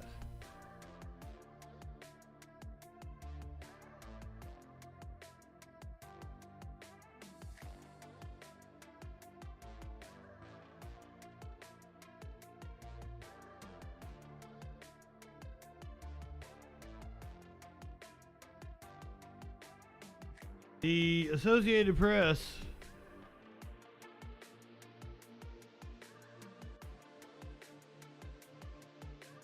has done a... Is there sound to this? Because I just don't want to have to read a fucking video. I was just looking for the text version of the story because I don't want to have to read a video. My name is Eric Tucker, and I am a reporter in the Associated Press's Washington Bureau. Late last year, my colleague and I set out to document what happens when Supreme Court justices travel to college, universities, and law schools to deliver lectures and appear at question and answer sessions. We were very interested to know what they said, who they met, and whether or not they may have profited during certain of those trips. Yeah, do that. There has been significant media attention in the last several months focused on one justice in particular, Clarence Thomas, and his relationship with a very wealthy benefactor It's all in of Texas them. named Harlan Crow. However, our story sought to take a very comprehensive look at all members of the court and the ecosystem of travel to public colleges and universities that host them. We submitted more than 100 public records requests to universities all across the country that over the last decade have hosted or sponsored events with justices. We similarly queried more than 100 private colleges, institutions, charities, and other nonprofits to ask them similar questions in hopes that they also would respond.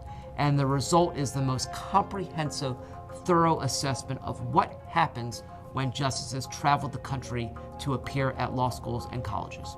One particular aspect of our reporting that we think is especially interesting is we found that justices are able to advance their own financial interests during these trips by virtue of these colleges and universities purchasing very significant numbers of books that the justices themselves have written. Justices are permitted to collect royalties, and we have seen time and again, especially with one justice, Sonia Sotomayor, that colleges and universities buy up hundreds, if not thousands, of copies of books ahead of the justice's visit, thereby enabling the justice to profit from these visits. We have also noticed that although these visits and trips are marketed ostensibly as academic in nature, an opportunity for students to hear from the pillars of the profession, these events are also often accompanied by VIP receptions. And so we were able to obtain the guest list from these events, and we were able to see that these colleges and universities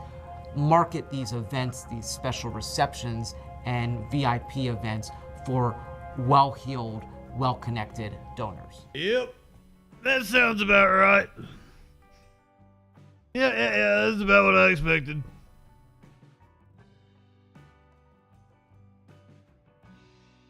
God damn.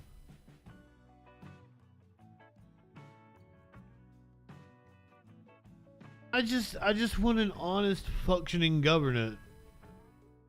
Remove the profit motive. Have people in government that actually want to govern. Is that too much to ask for? Like, that's all I want. Come on, man. Living in a goddamn utopia over here. So, we don't talk about Elizabeth Warren an awful lot, but she questioned the Joint Chiefs chairman nominee on what his activities might be after he gets done being the Joint Chiefs chairman. Senator Warren, please. Thank you, Mr. Chairman. Good to see you again, General Brown, and congratulations on your nomination, Mrs. Brown. Welcome here today. So the Department of Defense is full of talented, patriotic leaders who are working hard to keep us safe. Even so, the Pentagon remains too cozy with powerful defense companies that are reaping huge profits from hundreds of billions of dollars in government contracts. When our top leaders leave government service and head straight to big paydays on the boards of the Department of Defense's largest contractors or as defense industry lobbyists, it sends the message that the Pentagon is for sale. Now, during his confirmation hearing, that's because it is.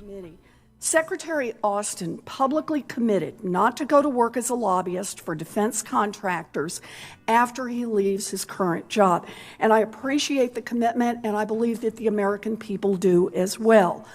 If confirmed, General Brown, you will be the president's top military advisor, and your actions will set the tone for the entire armed forces.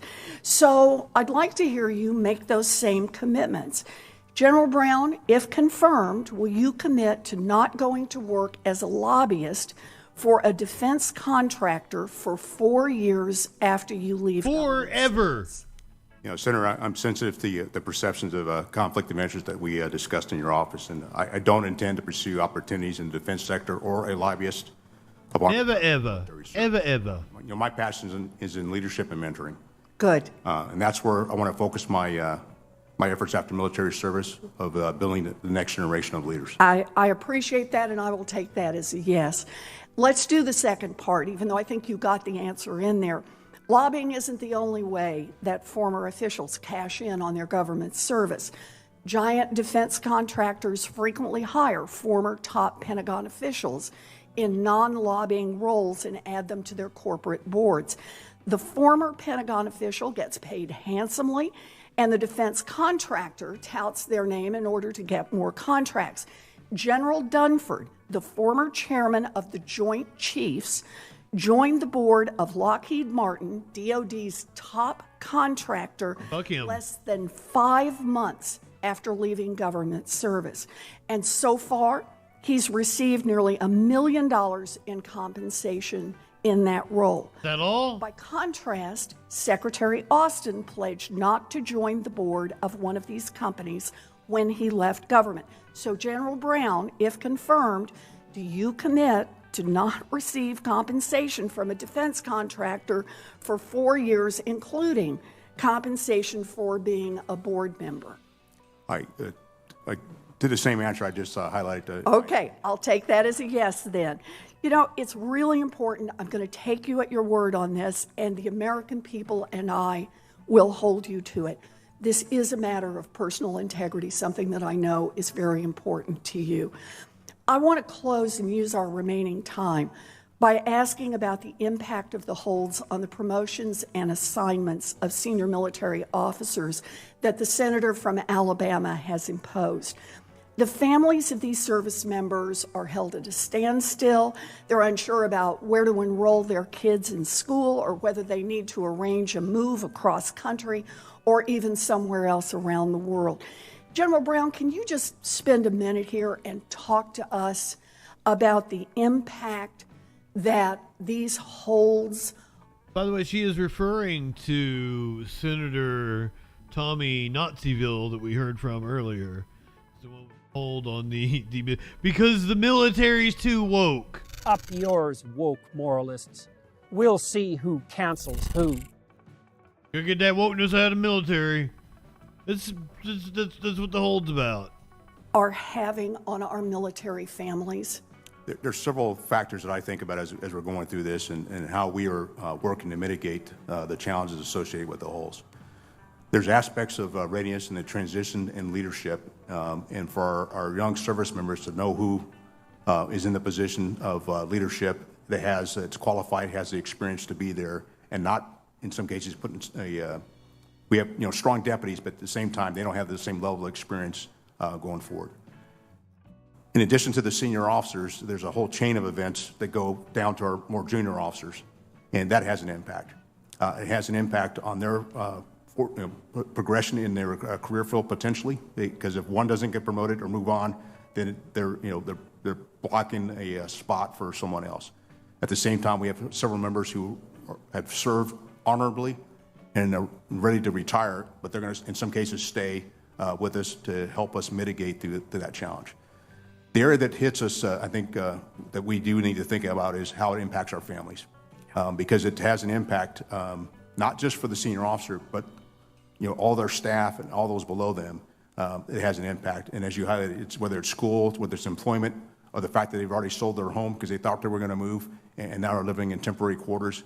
That creates a challenge. The last thing I'd highlight on that is my concern there is future retention, because we have our more junior officers who now will look up and say, if that's the challenge that I'm going to have to deal with in the future, I'm going to balance between my family and serving in a senior position. The free show is coming back. Because of those challenges. Been absent for a while. It's coming back. The spouse network is alive and well, and the spouses will compare notes. And the member may want to serve, but the spouses and the families get a huge vote and why we continue to be able to serve. And I thank my family for that opportunity to allow me to continue. I see Mrs. Brown nodding her head on this as well. If the senator from Alabama continues his reckless action, he will soon be holding 650 leaders who have served their country honorable hostage. And as you rightly point out, that has effects on many more of the best and brightest who have volunteered to serve our nation. I heard the senator say as he concluded his questions that if there was anything he could do to help you in your actions and help the service, that he would be glad to do it. What he could do to help is lift this stay before it does more damage to our country. Thank you, Mr. Chairman. Thank you, Senator. I totally believe that Elizabeth Warren much better in the Senate than she would have been in an executive role. However, if you had supported Bernie, ma'am, you might very well be both the Treasury Secretary and the Vice President right now, but what do I know?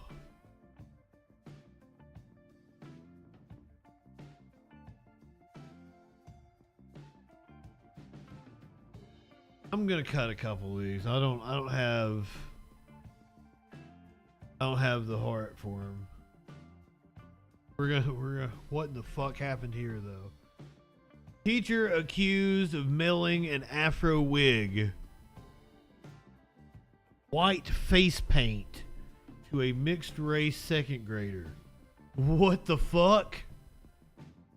The 7-year-old mixed race student was left so humiliated and scarred that he had to change schools. What the fuck? A New Jersey family has filed a racial harassment complaint against the school district after the parents said their son's teacher sent him an unsolicited package that included an afro wig and white face paint in an act of intimidation. According to... What fucking teacher is trying to beef with the fucking second grader? Clearly this person does not need to be a teacher. According to the July 6th complaint, Denise and Kevin Anderson say the package was sent to their 7-year-old son, only referred to as JA, by Amazon on July 9th, 2021, but there was no sender information. During the 2021-2022 school year, administrators of Woodland School in Warren had access to students' addresses for remote learning. Denise determined that the package was ordered by her son's second grade teacher, Christine Raza, after speaking with Amazon's customer service. The complaint says JA's appearance easily identifies him as a member of the...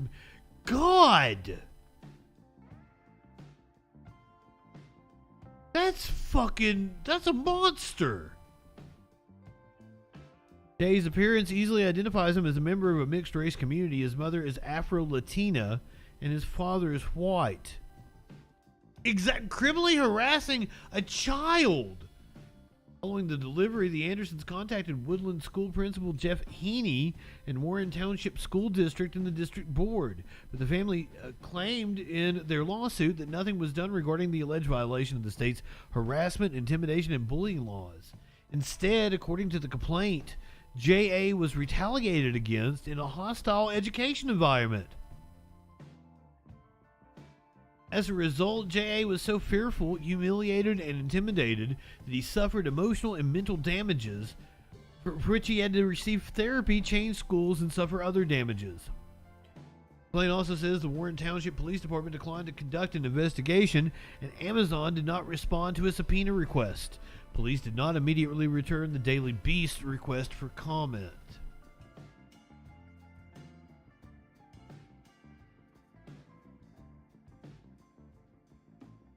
Well, that's some shit.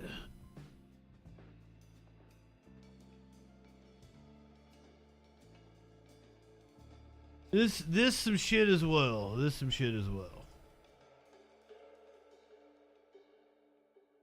A Florida man. I love it. I love it. Florida man had been on the run for 40 fucking years for a murder he committed. Well, that can't be. They're saying 40 years on the run for a 1984 murder. I was born in 1984. I'm not 40 years old yet. I mean, it's close.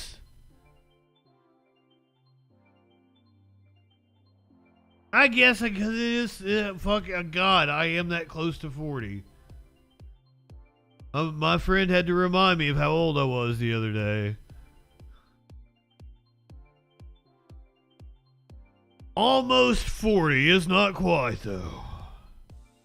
Fugitive Donald Santini wipes away tears during a court hearing this afternoon. He eluded police for nearly 40 years. He was finally caught last month and brought back to Hillsborough County to face a murder charge.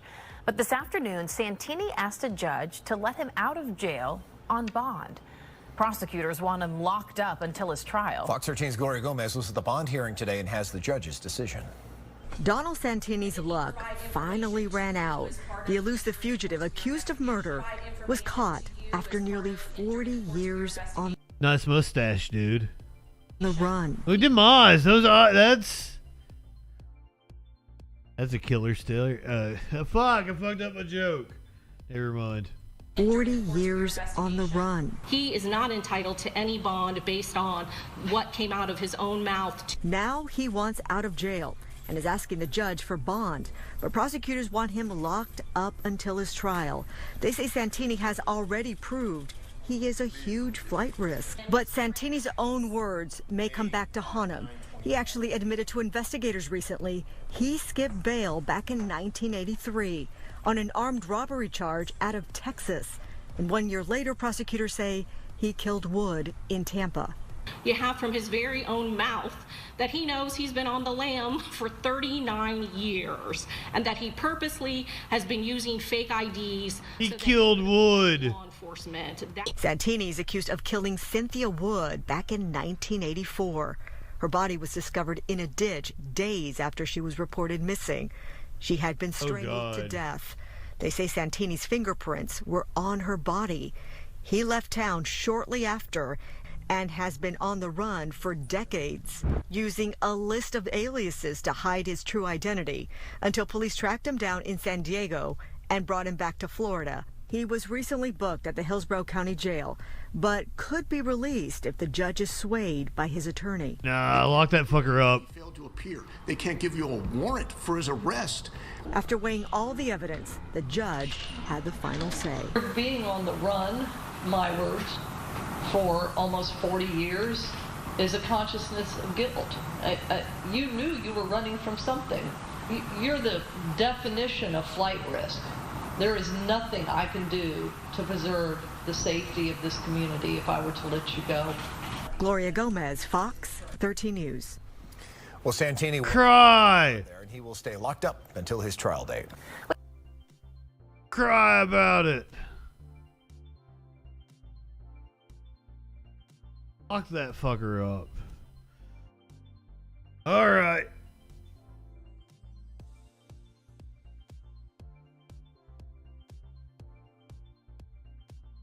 Let me get a little high. A little higher. We've come to it.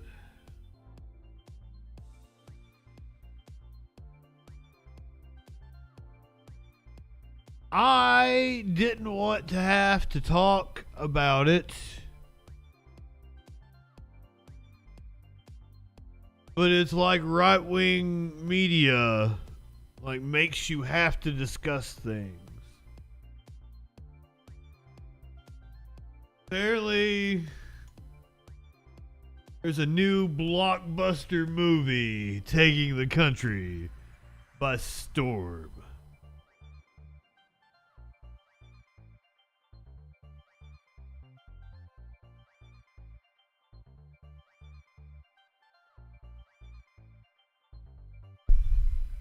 Came out last week for the 4th of July.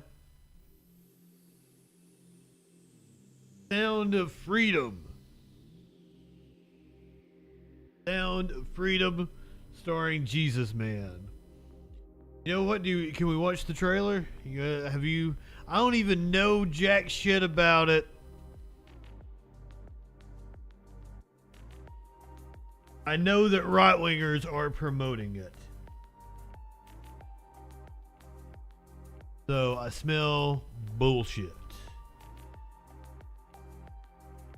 Why is your trailer so goddamn long? Already don't like it. Movie trailer should be like 2 minutes. Or double that.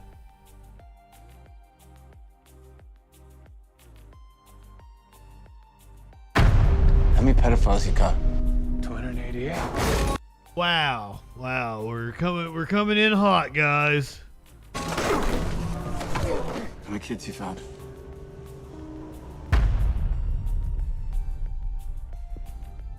It is the fastest growing international crime network that the world has ever seen. It has already passed the illegal arms trade, and soon it's gonna pass the drug trade. Because you can sell a bag of cocaine one time to a child 5 to 10 times a day. God's children are not for sale. How long you been doing this? 12 years now. I may pirate it and watch it this weekend. 288. How many kids you found? I mean, this is a true story. I know about this organization. Por rescatar niños, ¿verdad? Puedes ayudarme a encontrar a mi hermana. Te lo prometo. For Homeland Security, you know we can't go off rescuing Honduran kids in Colombia. Which means she'll disappear for good. Imagine walking into her room right now. The issue What we do. is the politicization of the issue. And you go and rescue those kids. The issue is the politicization of the issue. So at this moment, she could be a block down the road, or she could be in Moscow, Bangkok, LA. We would have to be kick only, PP girl. Major operator. It's all rebel territory. No one goes in. Not the army, not the police, not us. What if this was your daughter? There's no Marine unit coming. You're on your own. This job tears you to pieces. And this is my one chance. I'm kind of already bored. Back together. When God tells you what to do, you cannot hesitate.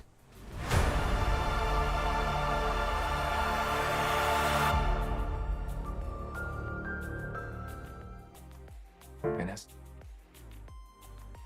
So, there's like an interview with old Jesus Man afterwards. So the reason why they're shilling this so hard is because they want to paint the picture that there's pedophiles everywhere.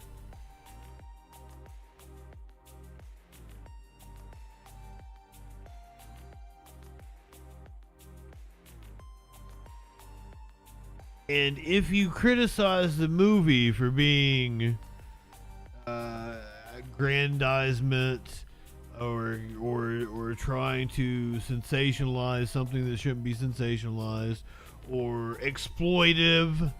If you call it exploitive, then the right can say you're defending pedophilia. Because I've already seen them do it.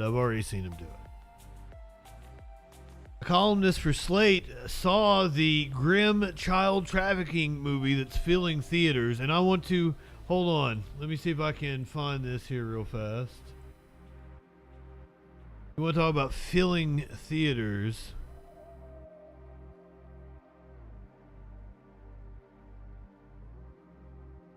Oh shit, I don't have the ad. I should have took a screenshot of it. God damn it. Can I go to the post? Here we go.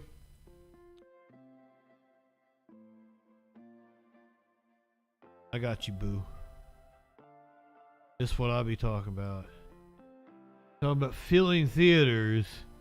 But here was a Facebook ad I got earlier today. A paid partnership, Sound of Freedom movie with Angel Studios. People have been so generous in spreading the message of Sound of Freedom that they've paid it forward so thousands of others can watch it for free in theaters. This is literally an astroturfed campaign. It's the same right-wing billionaires that fund your anti-COVID fucking bullshit, that fund your anti-trans bullshit. They're also filling you full of nonsense that there's pedophiles fucking everywhere. God damn. We come to this place for magic. Nicole Kidman purred as she ascended some steps on the suburban Philadelphia AMC screen in sparkly pinstripes last Friday night. The audience toted jumbo buckets of popcorn and trash can-sized sodas as if they were sitting down for the latest franchise blockbuster, but they'd come for something else. Despite Nicole Kidman, yeah, that makes sense. Despite pulling in much hyped $40 million in its first 7 days, Sound of Freedom isn't one of Hollywood's summer smashes.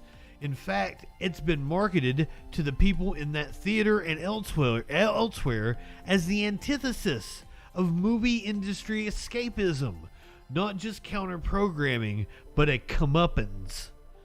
Sound of Freedom, which stars Jim Caviezel as the controversy-plagued anti-child trafficking crusader Tim Ballard, was completed in 2018 and set up for release by Fox the following year, until Disney bought the studio and shelved the movie. It certainly wasn't the only casualty of the acquisition, but the movie's supporters have been encouraged to see something more insidious in its sidelining than a shift in a... it's all making sense now. These nuts. Welcome, my friend. Sound of Freedom, which stars Jim Caviezel as the controversy-plagued anti-child trafficking crusader Tim Ballard, was completed in 2018 and set up for release by Fox the following year until Disney bought it and shelved it. Surfaced the movie, directed by Alejandro Gomez Monteverde, and I might have fucking nailed that one, is a straightforward search and rescue thriller in which Ballard, a special agent at the Department of Homeland Security, goes rogue to free a young girl from the clutches of a Colombian sex trafficking ring. But it arrived in theaters surrounded by a cloud of innuendo put forth by its star and its nosiest right-wing supporters. Conspiratorial insinuations about who doesn't want this story to be told and what real-world traffickers are really up to. The pedophiles and child traffickers in Sound of Freedom are sweaty, sharp-toothed deviants, as they've been depicted in movies as far back as Fritz Lang's Elm, nearly a century ago. But the movie darkly hints that there are more well-connected and outwardly respectable variants out there willing to pay six figures and up for what Caviezel's character who poses as a businessman trying to set up a high-end, members-only club for child rapists, calls a little pedo action. Although the movie makes no reference to QAnon or its associated conspiracy theories, which only began to leak into the mainstream the year before it was completed, Caviezel has been enthusiastically using his press tour to profess his belief in an international black market where a barrel of children's body parts goes for 1,000 times the price of oil. There is a child trafficking ring. There is not a ring where a barrel of children's body parts goes for 1,000 times the price of oil.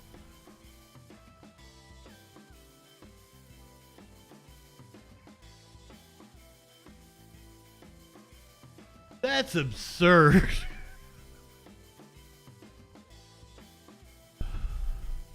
Ballard himself has circulated wild and unsupported figures about the extent of the sex trafficking industry, including the claim that 10,000 children are smuggled into the U.S. for sex every year, which was picked up and used as a campaign talking point by Donald Trump. Trump also made Ballard the co-chair of a State Department Advisory Council on Human Trafficking.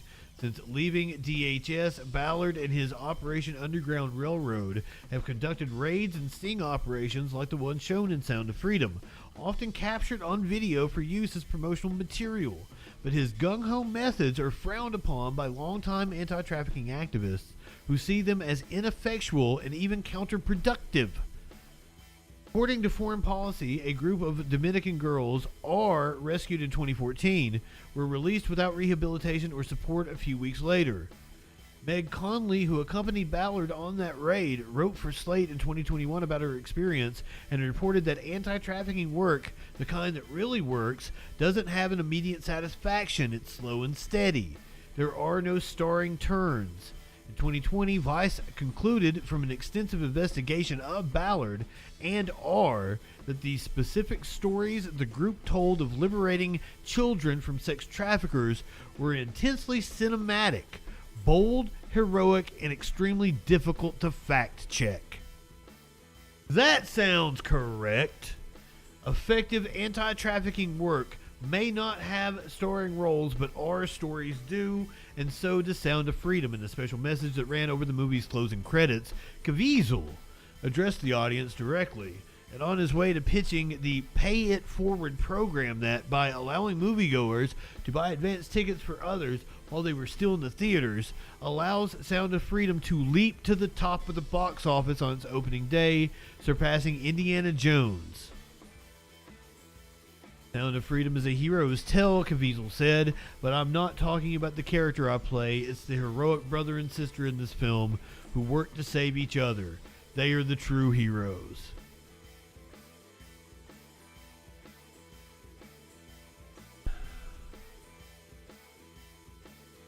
Let's hear about why Hollywood doesn't want us to watch Sound of Freedom. That sounds like a fun time, right? Here is Patrick Bet David. Next topic, Sound of Freedom. Have you seen the movie yet? So a lot of people have asked me this. Yeah. As a new mom, I don't think I can emotionally handle it, just Okay, because of the that's fair. subject matter. And I cry during Pixar movies. I'd be a total mess. Well, have you seen Elemental? Yes, I did get it. I didn't even like the movie. I got teary-eyed. I'm very, very easy. So I saw the movie. So here's what happens. We're in Bahamas, and we're trying to find a movie theater to go see this. We can't find it. Finally, Ticran finds the movie, and we're like, shit, we're going with 25 of us, and the kids want to watch Indiana Jones. What do we do? So Indiana Jones is playing at 1 o'clock. Sound of Freedom's playing at 2 o'clock. Good news, Indiana Jones is a 2.5-hour movie, which is great because we got like a 30 minutes. So we go into Indiana Jones. We're watching Indiana Jones, and then me, Matt Sapala, Sheena, Ticran, we sneak out, and we go to watch Sound of Freedom. We're sitting there. I'm not high enough for this shit. From the beginning, you're going to feel the pain of the father taking his kids. It's painful, all right. Who was approached by a recruiter saying, your kids can be models, they can be in movies. He says, tonight, audition is at such and such time. Tomorrow's audition is such and such time. Father dresses in a suit, takes them to this room, and he takes the kids there. They're excited. put the kids in the room, and the girl says, come back to pick them up at 7 o'clock. He says, what do you mean? Come back to pick them up at 7 o'clock. He leaves, comes back 7 o'clock. No one's there. Yeah, parents don't ever do that. Yeah. By the way, it's disturbing. It's emotional. Well, that was fucking dumb.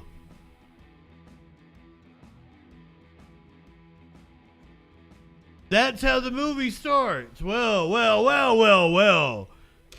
The entire plot falls apart if the parents just had like 2 fucking brain cells now, doesn't it?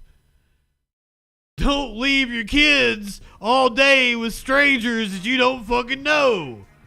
That's goddamn dumb. Oh, wow. It's tough. It's painful. But man, it totally took Patrick Bet-David for a ride there. Because this dumb motherfucker would take his kids and leave them with somebody. God damn. That's... I always say right-wingers are morons.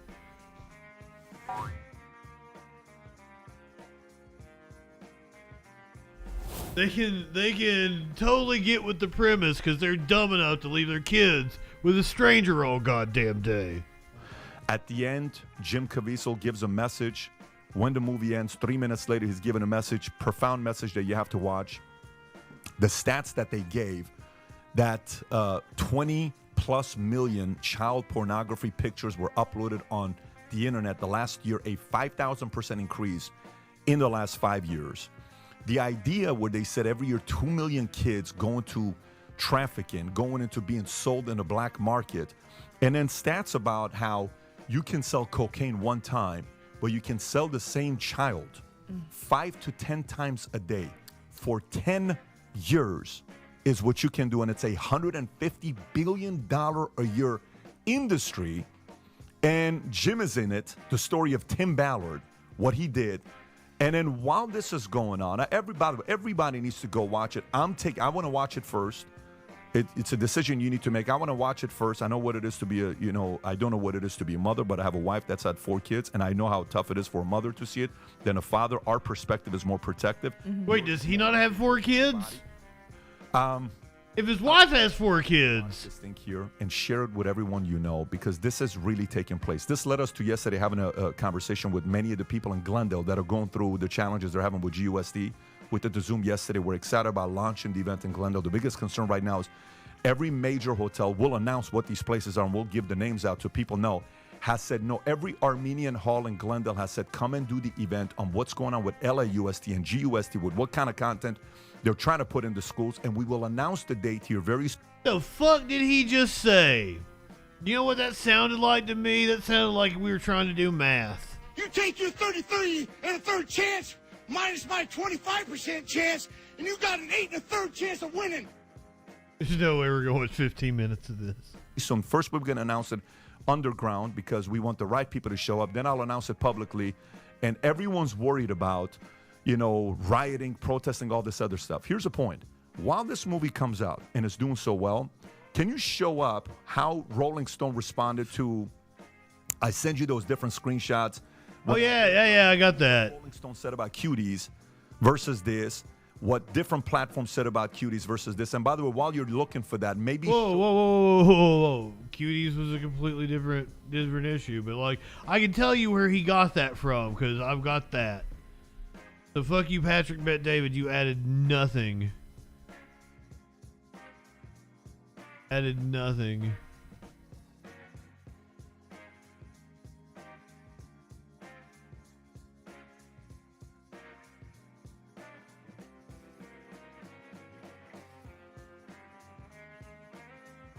God damn it.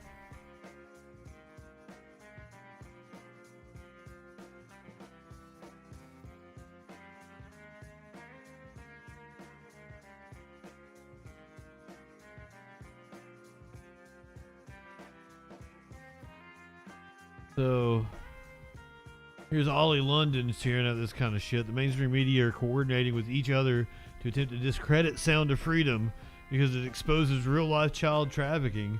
These outlets want to hide the truth. Washington Post, Rolling Stone, Media Matters, Jezebel, The Guardian.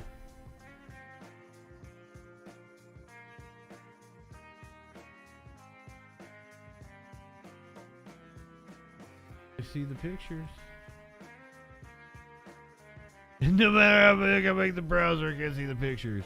I can't see what you have highlighted, Ollie. It looks suspiciously like all of those outlets are actually covering the movie you're talking about. CNN vocally opposes the release of Sound of Freedom, apparently. Let's see what they had to say. You seem pretty familiar with him because he doesn't really hide his association with this real wild plot that involves, drinking the blood of children and things like that.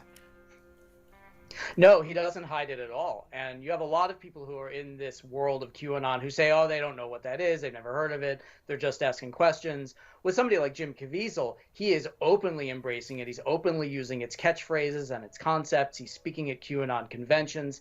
And this film is being marketed to either specific QAnon believers or to people who believe all of the same tenets as QAnon, but claim they don't know what it is. And The Sound of Freedom does focus on a real issue of sex trafficking. But that theme, it's sort of like that kernel of truth that feeds the QAnon conspiracy theory. Tell us how those two things work together. Sure, and the most durable and the most believable conspiracy theories are not entirely false. There's something in them that is true and the rest of it is false, but the believers point to the one true thing and they say, oh, you don't believe that this particular thing is true. In terms of child trafficking, we know trafficking is real. We know it has real victims. No one is denying that.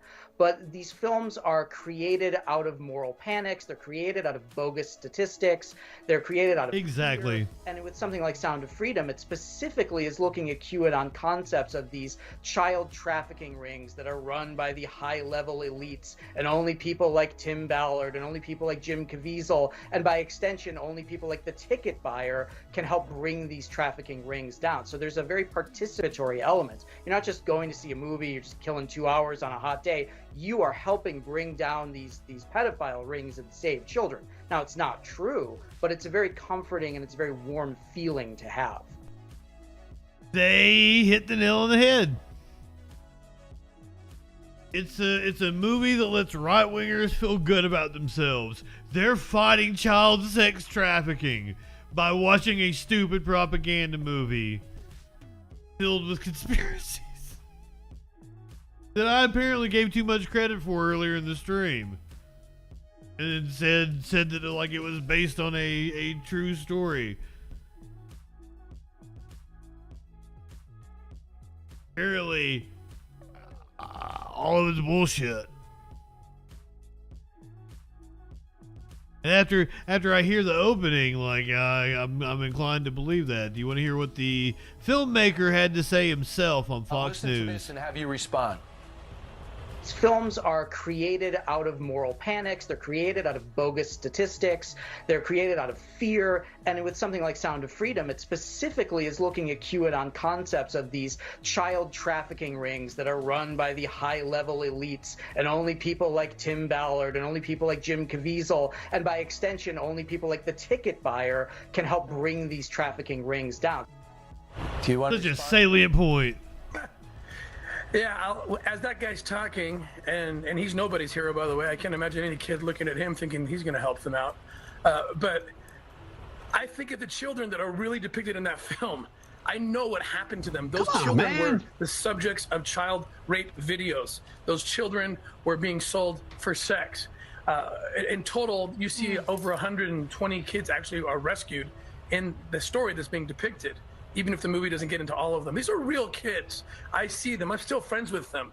So it's embarrassing and frankly grotesque for this guy who knows nothing to start throwing out terms like QAnon and connecting it to a real story. I mean, they're not even thinking about it. So what are they thinking about? Are they're they thinking about trying to stop a pro-sex group from trafficking? rescuing children? See? So bizarre. It's like they're pro-sex trafficking. Like, leave the industry alone. That's how it feels to me. It feels like there's some other agenda, because why do this? There's that one scene in the movie. These people are fucking evil. Picking out what little boy or what little girl he wants to take into, but I just can't even talk about it, but to take away. And we know what's going to happen to that child. Does that really happen, and how often does it happen? Well, this is happening all the time. There are 6 million children, believe it or not, according to the Department of Labor, Department of State, who are stuck in slavery of one kind or another. Either it's sex, labor, or organ harvesting. I mean, organ harvesting, we've been taking down several. The Department of Labor? Where they take little babies and use them that way. And so we see everything, and the film. The Department of Labor wouldn't keep track of that would be something that a law enforcement agency would keep track of. It's not like fucking child sex traffickers are filling out goddamn 1099s and sending them in. This dude is fucking nuts. He's off his rocker. What are you talking, the Department of Labor statistics? I promise you, I haven't even looked up to see if that claim is true. But I promise you, the Department of Labor doesn't keep statistics on child sex trafficking. Wow. It depicts every kind, whether it's the lure, like you mentioned, that's a real person.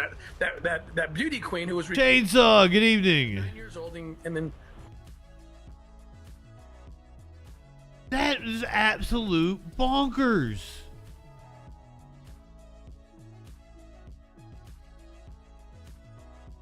Ballard, who noted that more than 100 individuals wound up being rescued, added that it is embarrassing and frankly grotesque for this guy who knows nothing to start throwing around terms like QAnon. Oh yeah, we heard that part. So that's Mr. Ballard.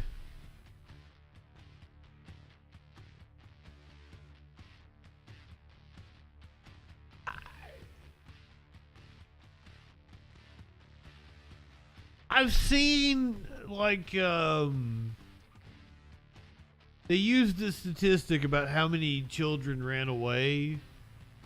One of these organizations. I'm not saying necessarily these people did.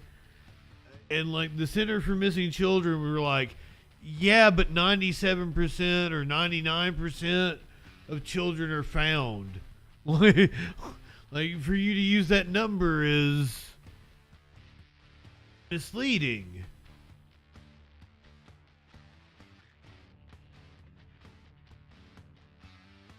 I feel like we need to wash our eyeballs out after watching all of that. Maybe we need to get some Listerine. We can wash our eyeballs out. I'm trying to pull a set up here. What the fuck am I talking about with Luz? I'm tired, guys. I'm tired.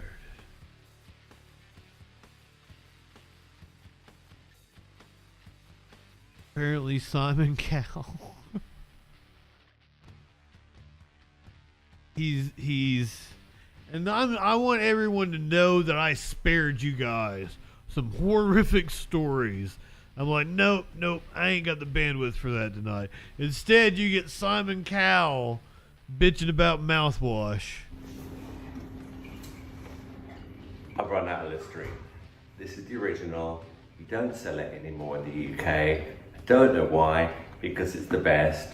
Could you please bring it back? I'm begging you. Oh man, I was promised that this was crazy. I was promised unhinged Simon Cowell going on a rant about a fucking bottle of Listerine. I'm let fucking down. Is that the last thing I got? God damn it.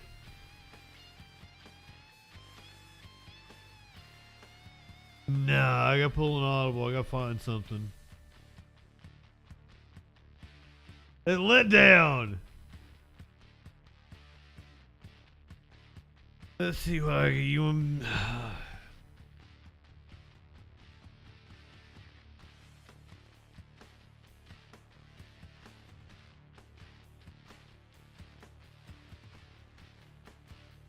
Video with this. Do Jonah Hill.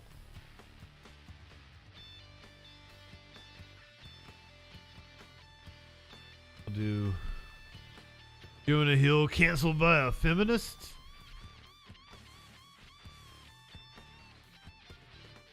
Album this is.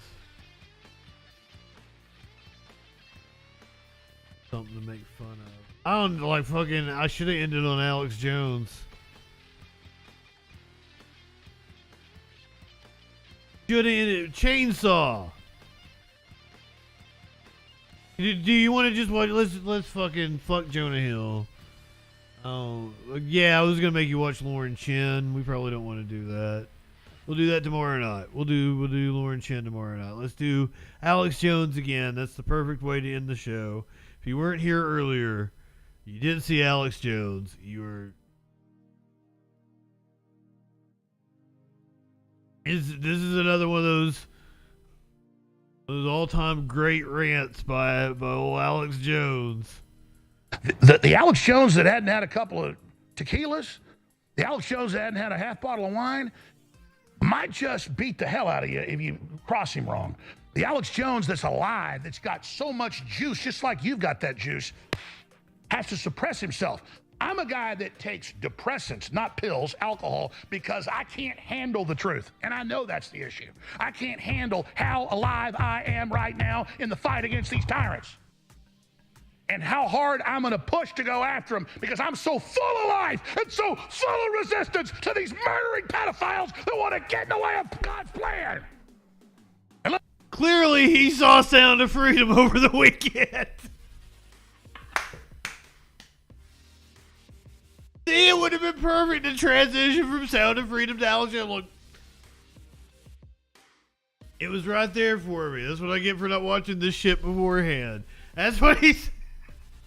Alex is riled up because he saw Sound of Freedom. Let me tell you, I've been taken up to the third heaven. I've been jacked into the big plan. I've seen it. I've seen it. I can't even compute all of it. It's so fantastical. You've not seen nothing. You ain't heard nothing. You ain't smelled nothing like this. I don't have words to tell you. But I tell you, anybody tries to get in the way of the incredible plan the big guy's got for us has got me pissed, and I'm just begging to stay on the team, man. 10% for the big guy. Come on, man. Just put me in the game, coach. Whatever you say, coach. I know I'm weak. I know I'm pathetic. Man, you're amazing. I'm so lucky you made me. What do I do, boss? What do I do? I'm like a hunting dog, man. Just take me out of the house. Just turn me on them. Just tell me what I got to do. Tell me how I serve you. Tell me what I can do for you right now. Woo! God, can I actually just ask God right now to stop this right now? Yes, Alex. I'm in ecstasy right now. I am in literal Holy Ghost ecstasy. He is fucking coming. Right now, and I'm like, I can't even do the show. Jizzing all over his desk. Oh, God. Wow. Wow. Okay. I'm going to pass out here in a minute. This is so close. See, he just got off. That's what men do. Maybe they're going to kill me in a couple days or something. I don't know. This is like, maybe God's just getting so close to me. Something bad's about to happen. I don't even care anymore. But I'm like, maybe there's about to be a nuclear war, folks. I feel so close to God right now. I'm actually worried. I think you can all feel it too. Like, this is really bad, folks. He's even talking about it. Like Trent Reznor wrote the song, "You Get Me Closer to God." He's talking about fucking.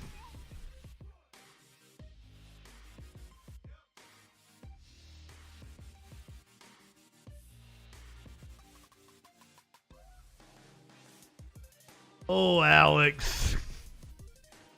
Ollie bastard.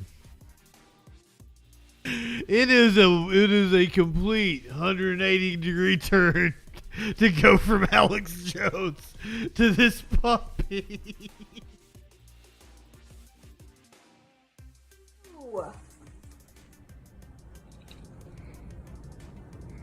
What is this?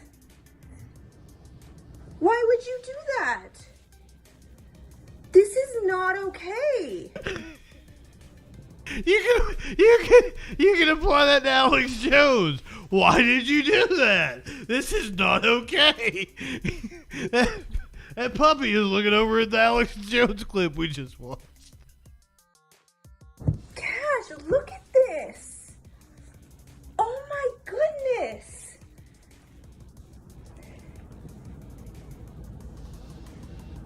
Really? Cash.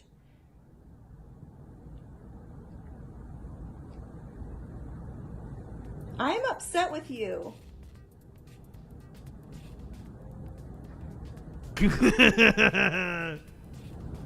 What's over here? What's over here, huh? Oh, damn, Cash. More? You really made a mess. It's not him's fault. Him's innocent. What did you do? He didn't do nothing. What is this? He's wagging his tail. Why would you do that? This is not okay. Hims don't know. Cash, look at this. Oh my goodness. Damn, that is bad. I wrecked an apartment like that once. Cash. Cash.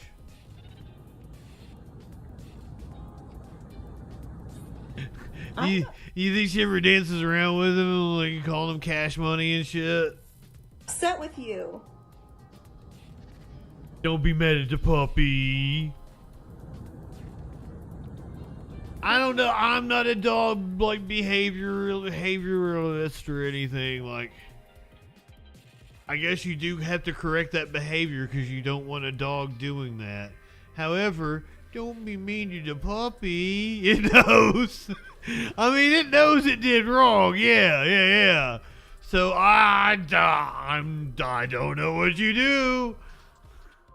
I don't want you to be mean to the puppy, but also, like, I guess it needs to be disciplined. Over here. Because, yeah, it does know. It's aware. Here, huh? More? But I'm just inclined to always side with the dog, and he's the goodest boy. How can he do anything wrong? Ew. Look at him. What is this? He's the goodest boy, so that must be right. That must be the way it had to be. Hey. Cash, look at this. Oh my goodness. Oh, shit. It's been a wild ride tonight. Thank you guys for being with me. Holy fuck, what a show it's been.